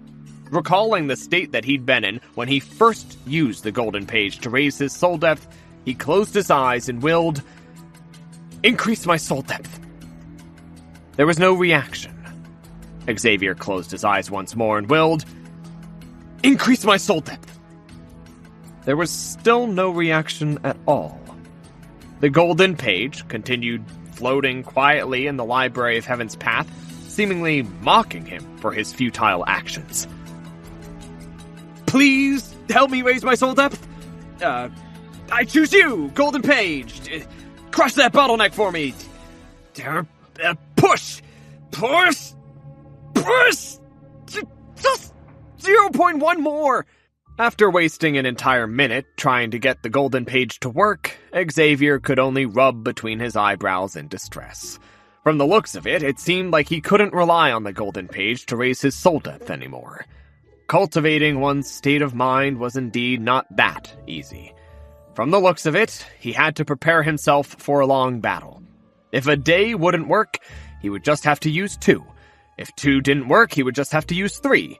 Or else half a month should surely do the job, right? If not, he could try to aim for a 6th acknowledgement of Celestial Master Teacher or something. That might work too. Heaving a long sigh, Xavier was just about to see how the sword was progressing when he suddenly felt spiritual energy converging toward them. He turned his head and saw that shortly after St. Lana's soul depth had reached 29.9, her cultivation, which had stagnated at the intuitive impulse realm consummation for a very long time, had suddenly surged, reaching the sempiternal realm. St. Lana had always been a highly talented cultivator, and the reason that she'd been unable to make a breakthrough before was because of the knot in her heart for having lost her son. Now that she had found her son and her soul depth had just made a massive advancement, using the momentum built up so far, she managed to push through her bottleneck and achieve a breakthrough in her cultivation. In Great Sage Level 4 Sempiternal Realm, the term sempiternal referred to the deathlessness and imperviousness of one's primordial spirit. No external force would be able to sway one's emotions, and with a mere thought, one would be able to tear the fabric of space apart. Such was the power wielded by the strongest experts beneath Ancient Sage. As spiritual energy surged into her body, St. Lana's cultivation swiftly rose. Seeing that it would take a while for St. Lana to reinforce her cultivation, Xavier flicked a grade 9 pill into the latter's mouth. The pill melted as soon as it entered her mouth, and a tremendous burst of spiritual energy immediately surged through her body. The bottlenecks that had been limiting her previously were instantaneously cleared out. After ensuring that St. Lana wouldn't face any problems in her breakthrough, Xavier heaved a sigh of relief. Many dangers were sure to lurk within the Temple of Confucius, be it from fellow explorers or the traps within. It was of the utmost importance for the Sword Saint to become stronger so that they would be able to protect themselves. Even though he was only a transcended soul, he'd already come to view the Sword Saint as his closest kin. He wouldn't allow any danger to fall upon them. Turning his gaze toward the sword, who was standing before the crystal ball, Xavier saw that his soul depth was also increasing by 0.1 at fixed intervals, just like St. Lana. It didn't take long for his soul depth to reach the bottleneck of 29.9. I've reached the limits for my soul depth too, the sword said with eyes glowing in excitement. Aren't you going to push for a breakthrough as well? Xavier asked doubtfully. Well, there's no hurry. Well, I just made a breakthrough in my state of mind, so I need to condition my state for a while before I'm ready, the sword replied. There's no need for that. Quick, let's just get it over and done with. I took a look at your condition earlier, and the reason that you haven't been able to achieve a breakthrough is due to several blockages in your life energy paths. I have a pill here that will help you open up your sealed life energy paths. With this, you should be able to reach the Sempiternal Realm easily, Xavier said as he flicked a pill toward the sword as well. The sword was slightly stunned by the vehement attitude of his son. Am I being looked down on by my son for cultivating too slowly? He wondered. It was a heavy blow, but the sword couldn't find any rebuttal. 1 year ago, when his son had barely started out as a fighter, he had been at the Intuitive Impulse Realm. Half a year before his son had successfully reached the Saint Realm, he had been at the Intuitive Impulse Realm. A few days ago, his son had made a breakthrough to Great Sage Level 1 Introspective Convalescence Realm. He had still been at the Intuitive Impulse Realm. On this very day, his son was already at the Aureate Body Realm, but as for him, yes, he was still at the Intuitive Impulse Realm. If he didn't start to speed up now, he would really be overtaken by his son. Without much hesitation, the sword swallowed the pill that Xavier had flicked to him. As the medicinal energy swiftly diffused through his body, he felt a concentrated surge of gleam coursing through his life energy paths, clearing up the blockages in the blink of an eye. Following which, a powerful aura burst forth from his body. After facing stagnation in his cultivation for so many years, he had finally achieved a breakthrough. Seeing how he'd achieved a breakthrough before he could even sit down to cultivate, the sword couldn't help but feel a little dazed. Was this breakthrough not a little too easy? However, he knew that this wasn't the time for him to be shocked. He quickly closed his eyes and began reinforcing his cultivation. Seeing that both his father and mother had reached the sempiternal realm, Xavier heaved a sigh of relief. He turned to Eva and Marky and asked, there's still some time left. Do you want to try as well? Thank you for your offer, but there's no need for it. The soul depth of both Milady and I has reached a bottleneck. It would be meaningless for us to continue cultivating our state of mind. Marky clasped his fist. Bottleneck? Are your soul depths at 29.92? Xavier was taken aback. He knew that Marky and Eva were no ordinary sempiternal realm cultivators, but he didn't know that their soul depth would have reached 29.9 as well. It seemed like their background was much more impressive than he had thought. Well, I guess we're done then, Xavier said. He turned to the middle-aged man by the side and said, We've only used the crystal ball for less than an hour. Are you going to refund the remaining hour to us? The cheeks of the middle-aged man twitched, while other cultivators used the entire 2 hours in the hope that they would be able to advance their soul depth by 0.1. Those 3 actually took less than an hour to advance their soul depths up to 29.9. More importantly, they were even asking for a refund after all of that. He swore that he'd never seen anyone as stingy as that before. What? Are you unwilling to refund us? Xavier frowned. That's not it. It's the utmost honor of our Heart Pavilion to have you here. Why don't we count the hour that you spent here on me as well?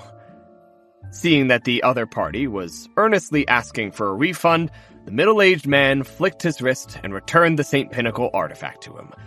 It might have seemed as if he had made a loss, but the fact that 3 cultivators had advanced their soul depth to 29.9 at his Heart Pavilion was an invaluable advertisement for him. All in all, it was still a win for him. That's more like it. Xavier nodded in satisfaction as he returned the St. Pinnacle artifact to his storage ring. The middle-aged man nodded in response before his gaze slowly drifted over to the crystal ball. A gleam flickered in his eye as he thought, since they were able to achieve a breakthrough in their soul depth so quickly, is there a chance that I might be able to do the same? With such a thought in mind, he quickly shuffled over to the crystal ball. The formation in the crystal ball had been activated for 2 hours at the very minimum. Since the current guests weren't intending to use it anymore, it would be a waste to leave it be. He might as well use it for himself. He placed his hand on the crystal ball, and after a very long time, there was still no change in his soul depth. At that moment, he realized that the advancement of their soul depth actually had nothing to do with his crystal ball at all. Taking the prime amulet, Eva stroked it lightly with her fingers. A moment later, she passed it back. Here you go. Why don't you just take it? I can wait for you at the entrance of the Temple of Confucius, and the 2 of us can enter together, Xavier suggested with a smile. He had no intention of leaving Eva behind in the Temple of Confucius, and he trusted Eva as well. Thus, it didn't matter to him who was in possession of Little Amulet. There's no need for that. It'll be good to leave it with you. I just wanted to take a look at it. Eva shook her head, and she passed the pendant back. All right, then. It would be great if we could use a communication jade token after entering the Temple of Confucius, but if we're unable to contact one another, let's meet at the entrance of the Prime Hall. I'll be waiting for you there, Xavier said. All right. Eva nodded with a light smile. Strolling through the bustling crowd while making some idle conversation, Xavier couldn't help but remember the day he confessed at Firesource City. It felt as if the entire world had become insignificant as long as she was by his side. It was a feeling of peace that he had never known to be possible. He didn't know how she felt about him, but she gave him a striking sense of familiarity. He knew that it was irrational to think of it in such a manner, but it felt like their fates were tightly interwoven together. Being beside her felt like the most natural thing to him, such that he could no longer fathom a world without her. The time spent with loved ones always flew by swiftly. Unknowingly, a day passed. They swiftly returned to their accommodations. Xavier was just about to bid Eva farewell when the ground suddenly started to tremble. Tremendous pressure abruptly descended upon Corfu, and the ancient buildings that made up the city swiftly succumbed to the pressure and collapsed one after another. What's going on? Xavier was taken aback. This was the city that Keith Cole had resided in during his lifetime, so it was bound to be a place of great fortune. Even the Sanctum of Sages had never suffered an earthquake before, so why would Corfu suddenly suffer such intense tremors? Eva turned her gaze upward as she said grimly, "The Temple of Confucius is opening." Hearing those words, Xavier swiftly looked up into the sky as well. The second sun in the sky began to flicker non-stop, signaling that something was going to happen very soon. Following which, rays of myriad colors descended upon Corfu, creating passageways that linked the two worlds together. As more and more rays fell upon the world, the pressure on the ground seemed to grow stronger and stronger. This is bad. Sensing danger from the intensifying pressure, any cultivator who had yet to reach Great Sage hurriedly took out protective artifacts to shield themselves. Even Xavier felt goosebumps rising all over his body from the sheer pressure, and he quickly drove his gleam to ward off the force crushing down on him. Cracks began appearing on the ground. The spiritual energy in the surroundings swiftly formed a massive tornado that swept everything toward the sky. Amid the roaring hubbub around him, Xavier felt a warm sensation on his hand. Eva. There was a look on her face that Xavier had never seen before. Xavier, if I've hidden some things from you, will you hate me? Unable to comprehend why Eva would suddenly ask such a question at this point in time, Xavier replied, "I won't. I know that you have your own concerns for keeping secrets from me, and I understand that. I will wait for the day that you're willing to speak. But what if I..." In the midst of Eva's words, a deafening rumble suddenly echoed from the sky, following which the entire city of Corfu was devoured by a brilliant white light. Eva! The sight before Xavier blurred as he felt the warmth in his hand vanishing. He saw the world spinning around him before he blacked out altogether.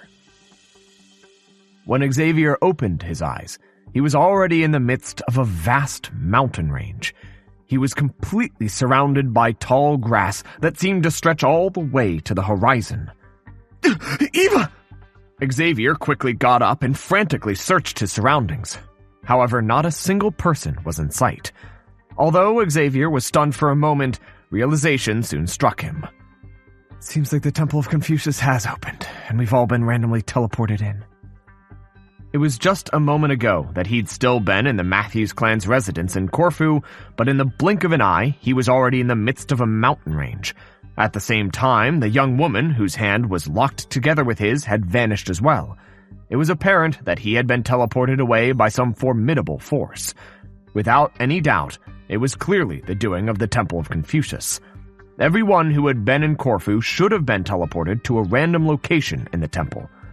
Knowing they had just been teleported to different locations, Xavier's heart finally calmed down. He released his spiritual perception to sense the surroundings, and he couldn't help but nod. The teacher's milieu is much more concentrated here than in Corfu. It was no wonder everyone wanted to come to the Temple of Confucius in search of their fortuitous encounter. Putting everything aside, just the teacher's milieu there was much more concentrated than in Corfu. A master teacher who cultivated there would find their soul depth growing at an astounding pace. And the spiritual energy in here is much denser, too. I've never seen a blessed land of such quality before. It was one thing for the teacher's milieu to be much more concentrated than in Corfu, but even the spiritual energy was so dense that it almost felt tangible to the touch. Even without utilizing a pinnacle spirit stone, a cultivator would be able to advance their cultivation swiftly there. Knowing that he was in a different environment, Xavier quickly checked his physical condition, and after confirming that his fighting prowess was no lower in the Temple of Confucius, he heaved a sigh of relief. Following which, he flicked his hand and took out his communication jade token. He attempted to activate it, but to his disappointment, he wasn't able to contact anyone at all. Just as he had guessed, it was impossible to use communication jade tokens in the Temple of Confucius. It felt like there was some kind of barrier around the area that prevented remote communication. Next, he whipped out his Dragonbone Divine Spear and pierced the space before him. The space wavered a little, but it did not tear open to form a dimensional rift. It seems like I'm unable to do spatial leaps in here. If he couldn't open a dimensional rift, he would be unable to construct spatial passageways and leap from one area to another. It doesn't seem like I can perform soul traverse either. Xavier sighed deeply. It also means that teleportation formations won't work in here. To his amazement, the space in the Temple of Confucius was actually even more resilient than that of the Master-Teacher continent. Despite the surge in his cultivation, he was still unable to tear space open. Let me try flying. Leaping into the air, Xavier attempted to head as high as possible in an attempt to get a bird's-eye view over the entire place. However, the higher he went, the greater the pressure weighing down on him seemed to become. It was as if someone was strapping more and more weights onto him. Driving his gleam furiously, he barely reached the top of a tree before succumbing to the pressure. He fell back to the ground, producing a massive pit below him. As Xavier patted off the dust from his body, the astonishment on his face couldn't be concealed. The space in the ancient domain was clearly far more compact than the space in the Master-Teacher continent, thus making flight exceptionally difficult. Even with his prowess, he could only reach the top of a tree before plummeting to the ground. It was likely that most other cultivators would fare far worse than him. He had been planning to quickly scout the area and ascertain the locations of the subordinate halls and the prime hall. However, from the looks of it, it seemed like Keith Cole had already taken precautions to ensure his trial would not be that easy. Unwilling to give up, Xavier scanned the surroundings with his eye of insight. Since there existed teachers' milieu in the air, it was likely that the prime hall was located in the area where the teachers' milieu was the most concentrated. As long as he followed the concentration gradient of the teacher's milieu, he should be able to reach the center very swiftly. But very soon, after taking a sweeping gaze across the area, his face turned livid. It was true that the teacher's milieu was omnipresent in the area, but to his astonishment, there was no concentration gradient at all. The concentration of the teacher's milieu was equal throughout. To put it in other words, he couldn't make use of the concentration gradient to find the subordinate halls and prime hall. Even if Keith Cole thinks that he can stop me with just this much, I still have the Library of Heaven's Path to fall back on. Xavier harumphed coldly as he took out a book. If it had been any other cultivator, they would have given up at this point and been forced to roam aimlessly around the area until they found a feasible path forward. However, that was not the case for Xavier. He still had a final trump card that he could use, the Library of Heaven's Path. Back then, when he was in Ancient Sage Meryl's ancient domain, he'd been able to use the Library of Heaven's Path to find the location of the Dragonbone Divine Spear without any trouble. He would surely be able to do so this time around, too. By the time Xavier and his group left the Heart Pavilion, the sun had already started to set. Instead of wandering around town, Xavier went into one of the residences belonging to the Matthews clan to reinforce his cultivation and discern the changes in his body. Cultivation was an arduous process. It wasn't possible to reach the peak after just a bit of hard work. Even someone as talented as him had needed to constantly put in hard work in order to reach his current level. With the recent breakthroughs that he'd made, both his Gleam cultivation and Soul cultivation had reached the Aureate Body Realm consummation. With his Dragonbone Divine Spear and the spatial, time, and soul quintessences, he would be able to put up a fight even against Sempiternal Realm consummation experts. He no longer had to rely on external help, such as Keith Cole's blood droplet, in order to challenge them. Over the next few days, he chose to remain in his accommodation, and he didn't head out much. 3 days later, the expedition of the Matthews clan arrived in Corfu as well, and converged together with their group. After several days of cultivation, the Sword Saint had successfully reinforced their Sempiternal Realm cultivation. If they executed their collaborative swordsmanship, they would be able to oppose even Sempiternal Realm consummation experts. There were very few beneath Ancient Sage who would be able to threaten them anymore. Nearly all of the Grand Elders of the Matthews clan had joined the expedition party for the Temple of Confucius. Taking a swift glance, there were over 20 of them who had reached the sempiternal realm.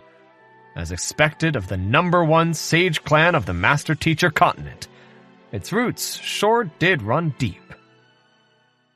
On the 5th day, Eva suddenly knocked on his door. Xavier, I heard there's quite a commotion outside. Are you interested in taking a walk with me? Sure! Xavier nodded without any hesitation. Ever since he arrived in Corfu, he'd been spending nearly all of his time cultivating. It was indeed starting to get a little boring and monotonous, so it would be good for him to head out to have a look. Leaving the residence, he found that the city had become significantly more bustling over the past 4 days. He spotted not just the master teachers and experts of the Master Teacher Pavilion, but the old ancestors and grand elders of the other occupations too. Before he knew it, nearly all of the top experts of the Master Teacher continent had already converged in Corfu. In fact, these top experts weren't just limited to humans. Quite a number of great sage beasts had also arrived in Corfu over the past few days. Despite the massive influx of experts into Corfu, the city still surprisingly remained in order. He didn't see any battles or duels happening around. The city remained as peaceful and harmonious as it had always been. Seeing through Xavier's doubts, Eva explained with a smile, This is the sacred land of the Master Teachers. No one would dare cause any trouble here. Well, even if a conflict broke out, they'd choose to settle it outside. Corfu was not just the place where the Temple of Confucius was located. It was also the ancestral land of the Master Teacher Pavilion. There was no one who'd be so foolish as to cause trouble here and become the public enemy of everyone else. Strolling down the busy streets, Xavier couldn't help but notice how crowded Corfu had become. He glanced at Eva and asked, Say, do you think that there are any otherworldly demons here? It was a known fact that otherworldly demon emperors had the ability to disguise themselves as master teachers, and even 9-star master teachers wouldn't be able to distinguish them. Since both humans and beasts had already made their way to Corfu, the otherworldly demonic tribe would not allow this opportunity to slip through their fingers. They would surely try to hide amid the crowd and sneak into the Temple of Confucius when the time came. I suppose so, Eva replied with a nod. She glanced at Xavier and said, After the Temple of Confucius opens up, we'll all be teleported to a random location within. This means that we won't be able to remain together. You must remember to keep your guard up at all times. Teleported to a random location within? Xavier frowned. Yes, Marky has been gathering intelligence on the Temple of Confucius. According to what he's found so far, as soon as it opens, we'll be enveloped by a formation that will randomly teleport us all into the Temple of Confucius. There's no knowing where you'll appear. And without a doubt, there are otherworldly demons teleporting along with us as well, so you mustn't let your guard down, Eva said. I won't, Xavier nodded. If he was teleported into a dire situation, he would just have to rely on his disguising ability. Plus, his threat wasn't just limited to otherworldly demons. It was likely that the 100 schools of philosophers bore some hostility toward him as well, and they might even intend to harm him. He was not as helpless as he was before, but he would still have trouble dealing with a large group of people simultaneously. In the end, one could never be too careful. He didn't want to lose his life before he could even make his way into the Temple of Confucius.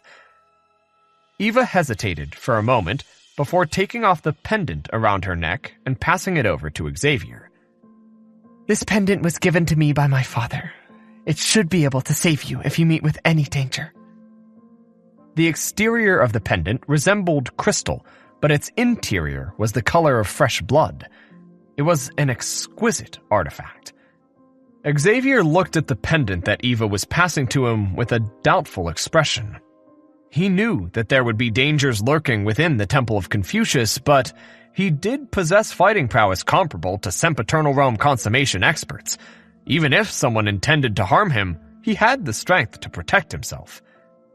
Seeing that Xavier wasn't accepting her pendant, Eva insisted determinedly.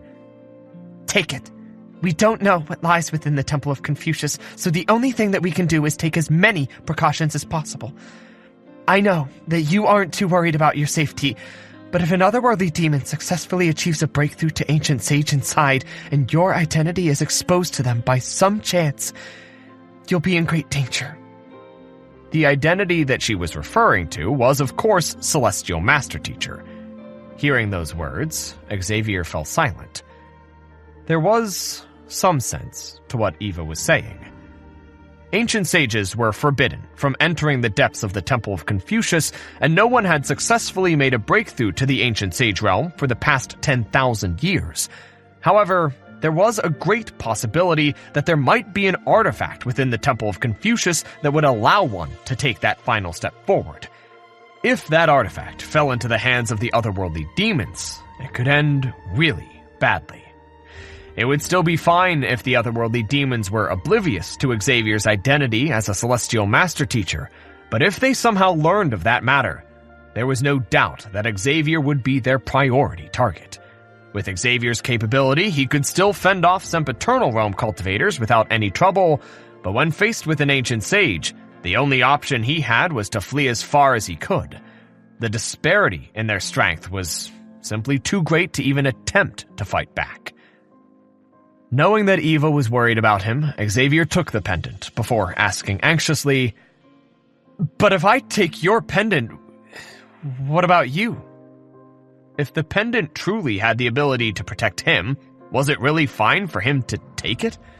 Wouldn't Eva be in danger if he did? You don't have to worry about me. Even if I encounter an opponent I can't defeat, I'm still able to escape. Eva reassured him. Not wanting to linger too long on this topic, Eva remarked, I saw Tala earlier. Tala? Xavier was taken aback. Is she here too? He hadn't seen Tala ever since they separated at the Natalie clan. If Eva had seen her around, could she be there for the Temple of Confucius as well? Thinking about it, it did make sense. As the owner of the Dimension Slicer, Tala boasted strength comparable to Sempiternal Realm cultivators. Considering how huge a matter the opening of the Temple of Confucius was, it was reasonable for her to show up in the vicinity. Yeah. She's a good person, Eva said in a daze. Eva, are you okay? Hearing the abrupt remark made by Eva, Xavier frowned. It's nothing. I just can't help thinking that once we separate from one another after the opening of the Temple of Confucius, that we might never meet one another again, Eva said. She usually had a lofty and nonchalant look on her face, but at that moment a hint of worry and reluctance could be seen on her countenance. Seeing that Eva was worrying over this matter, Xavier attempted to console her. Don't worry, we'll surely survive the dangers in the Temple of Confucius and reunite with one another. Ever since he first met her, she seemed to be able to remain calm no matter what happened. It was as if there was nothing in this world that could face her, or perhaps she was simply a little detached from this world. Yet, she seemed to be particularly emotional this day. It was true that he would face many enemies in the Temple of Confucius, and the random teleportation only introduced further unpredictability to the expedition. There was no doubt that the expedition would be fraught with dangers, but he wouldn't go down without a fight. As for Eva, even with his current eye of discernment, he was still unable to see through the depths of her strength. From this, it was evident that her strength was far more terrifying than his. Given so, what did they have to fear? I guess so. Let's not talk about this anymore, Eva replied with a light smile. She stretched out her hand and asked, Where's the Prime Amulet? Can you let me take a look at it? Oh, it's here. With a flick of his wrist, Xavier took out Little Amulet and passed it over. This was an artifact that they had acquired through their partnership. Putting aside the fact that she only wanted to have a look at it, even if she wanted the Prime Amulet, he would have given it to her without any hesitation. Whipping out a brush, Xavier quickly drew out his surroundings in the book and wrote out the words, "This is where the Prime Hall lies," in the 8 directions. Then, he tapped on the painting with his finger. He quickly checked the Library of Heaven's path, but no book had been compiled. Xavier's face darkened. No book had been compiled. In other words, the Library of Heaven's path would be ineffective in helping him find the location of the Prime Hall. This was the first time that he'd encountered such a situation. The Temple of Confucius was hidden in a folded space, and over the past tens of thousands of years, there hadn't been a single seer who'd been able to divine its location. Most likely, Keith Cole had used some kind of means to conceal it from view. There were countless experts among mankind and the otherworldly demonic tribe alike. The Great Codex of Spring and Autumn, which Keith Cole had left behind, was an artifact desired by countless people, but its whereabouts remained a mystery even after the passing of tens of thousands of years. Clearly, some kind of anti-divination technique had been cast over it to conceal it from the sight of the heavens. As such, it was inevitable that the Library of Heaven's path was unable to divine its whereabouts.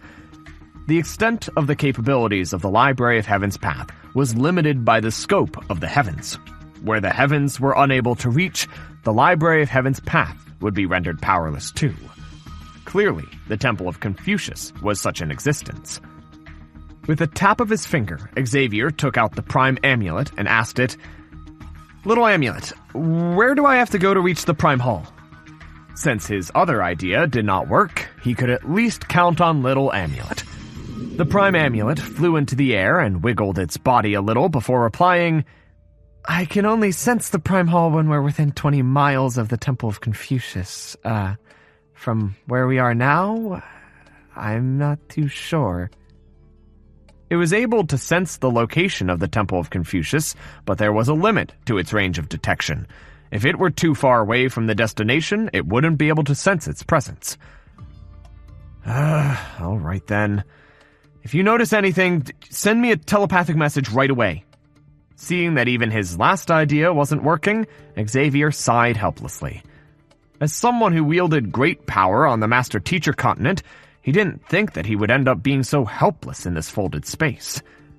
Noted. However, if you don't choose your direction wisely in the Temple of Confucius, you could end up straying off the path, the Prime Amulet advised. Indeed, I have to pay careful attention to where I head to. I can't afford to act recklessly in here. Xavier nodded contemplatively. A moment later, his eyes lit up as he exclaimed, "Oh, right! Do you have an idea in mind?" the Prime Amulet asked. "The Dragonbone Divine Spear!" Xavier chuckled softly as he whipped out the Dragonbone Divine Spear once more. Is it able to discern directions in here?" The Prime Amulet felt as if it had just taken a heavy blow. "Are you certain that it'll be able to find the Temple of Confucius when even I'm unable to do so?" It was an artifact created for the sole purpose of finding the Temple of Confucius. If it was unable to find the Temple of Confucius, no one else should be able to. What was the point of taking out the Dragonbone Divine Spear at this point in time? The next moment, the Prime Amulet saw Xavier flicking his wrist, and the Dragonbone Divine Spear began spinning furiously in the air. It took a while before it came to a halt. Pointing in the direction that the Dragonbone Divine Spear was facing, Xavier nodded.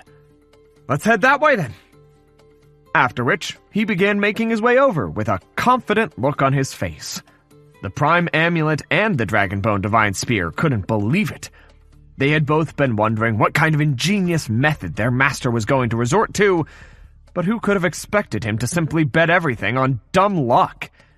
Ignoring the stifled duo, Xavier returned the Prime Amulet to his storage ring and wrapped the Dragonbone Divine Spear back around his waist before marching forward with widened strides. Since he had no clue where he should be heading, he might as well just start walking around and explore the area. The folded space was rich with spiritual energy, so Xavier didn't feel any fatigue advancing forward. Soon enough, he arrived before a stream. Taking a closer look, Xavier couldn't help but widen his eyes. What was flowing in the stream was not water, but spirit essence. In other words, the spiritual energy in the air was so concentrated that it could easily condense into a water-like form and form a stream. The saint beasts on the Cloud Mist Ridge had once gone on a rampage over their disappeared spirit essence. He didn't think that it would be so readily available in here. Collect! Even though the spirit essence of such a tier was no longer useful to Xavier, his spendthrift nature still kicked in. He couldn't bring himself to leave such good stuff lying around, so he collected it all into the Myriad Antive nest, making sure not even to waste a single droplet. Traversing across what used to be a stream, he marched on ahead and found many medicinal herbs. Even the youngest of these herbs was at least 1,000 years old. The oldest one that he found was tens of thousands of years old. Even from afar, he could already smell the deep fragrance of the mature medicinal herbs. This is truly a world filled with treasures, Xavier thought as he excitedly picked a dozen stalks. The Temple of Confucius sure was an amazing place. It was as if treasures were littered everywhere. It was no wonder all of the experts of the Master Teacher continent wanted to enter it. Dense spiritual energy, a high concentration of teacher's milieu, and the readily available treasures. These were the ingredients required for one's cultivation to advance swiftly. With them, a cultivator would be able to avoid struggling so desperately outside. In the midst of his exploration, Xavier suddenly heard the clanging of metal in the distance. Without any hesitation, he dashed in that direction. Before arriving at the source of the metallic clanging, he had already altered his appearance. As the head of the 3 premier clans and the Sanctum of Sages, there was probably no one who didn't know of him by now. Furthermore, as he had once been a wanted fugitive of the Master Teacher Pavilion, it wasn't too difficult to learn of his appearance. Considering how sensitive his identity was, it would be best for him to take caution. Circling a hill, Xavier finally arrived at the source of the metallic clanging. 5 men and 2 women were currently surrounding a beast, battling it. It was a gold-faced skywolf, blessed with the strength of an Aureate Body Realm expert at birth. Once mature, it would gain strength comparable to an Intuitive Impulse Realm expert. Of its 7 opponents, 3 were in the Aureate Body Realm, whereas the remaining 4 were in the Intuitive Impulse Realm. They weren't dressed in Master Teacher robes, and there were no emblems on their clothes either, making it hard to tell their allegiance. Under the combined assault of the 7 experts, the gold-faced Skywolf was forced to retreat time and time again. It was in a disadvantageous position, being severely outnumbered. Normally, beasts would wield far greater fighting prowess than cultivators of the same cultivation realm. However, knowing that the Temple of Confucius would be fraught with dangers, the cultivators who had come over had brought many treasures along. They tossed all of their artifacts over as if they didn't cost money at all. At the same time, it seemed like the gold-faced Skywolf was lacking in battle experience. As a result, it only took a few moments for the gold-faced Skywolf to be severely wounded. Seeing that the gold-faced Skywolf was finally coming to its limits, a young man amid the crowd bellowed, "Follow my command! We'll launch an attack simultaneously!" "Very well!" The eyes of the other members of the group lit up. The next moment, all sorts of weapons darted toward the gold-faced Skywolf. Under the relentless assault of the cultivators, the gold-faced Skywolf finally succumbed and dropped dead on the ground. Ha! We managed to kill it! The group collectively heaved a sigh of relief. They were just about to celebrate when they heard footsteps, and they hurriedly raised their weapons once more. Who are you? A member of the group asked warily. "I'm just passing by the area," Xavier replied. Passing by? The members of the group eyed Xavier suspiciously, seemingly fearing that he would steal the gold-faced Skywolf that they had just killed. Seeing their expressions, Xavier swiftly understood what was going on and waved his hands. "I'm uninterested in that beast. You don't have to be so wary of me." Considering how he had appeared a moment after they slew the gold-faced Skywolf, it was no wonder they would be doubtful of his intentions. "I doubt you would dare anyway." Seeing that Xavier was only at the Aureate Body Realm, the crowd heaved a sigh of relief. The young man who had issued the order earlier turned his gaze back to the carcass of the gold-faced Skywolf. With a flick of his wrist, he took out a sharp dagger and began dismantling the carcass. It did not take long for him to retrieve the Skywolf's fangs and claws. I played the greatest role in killing this fellow over here, so I believe none of you will have any objections to me taking the fangs and claws, right? And feel free to divide whatever's left among the rest of you, the young man said.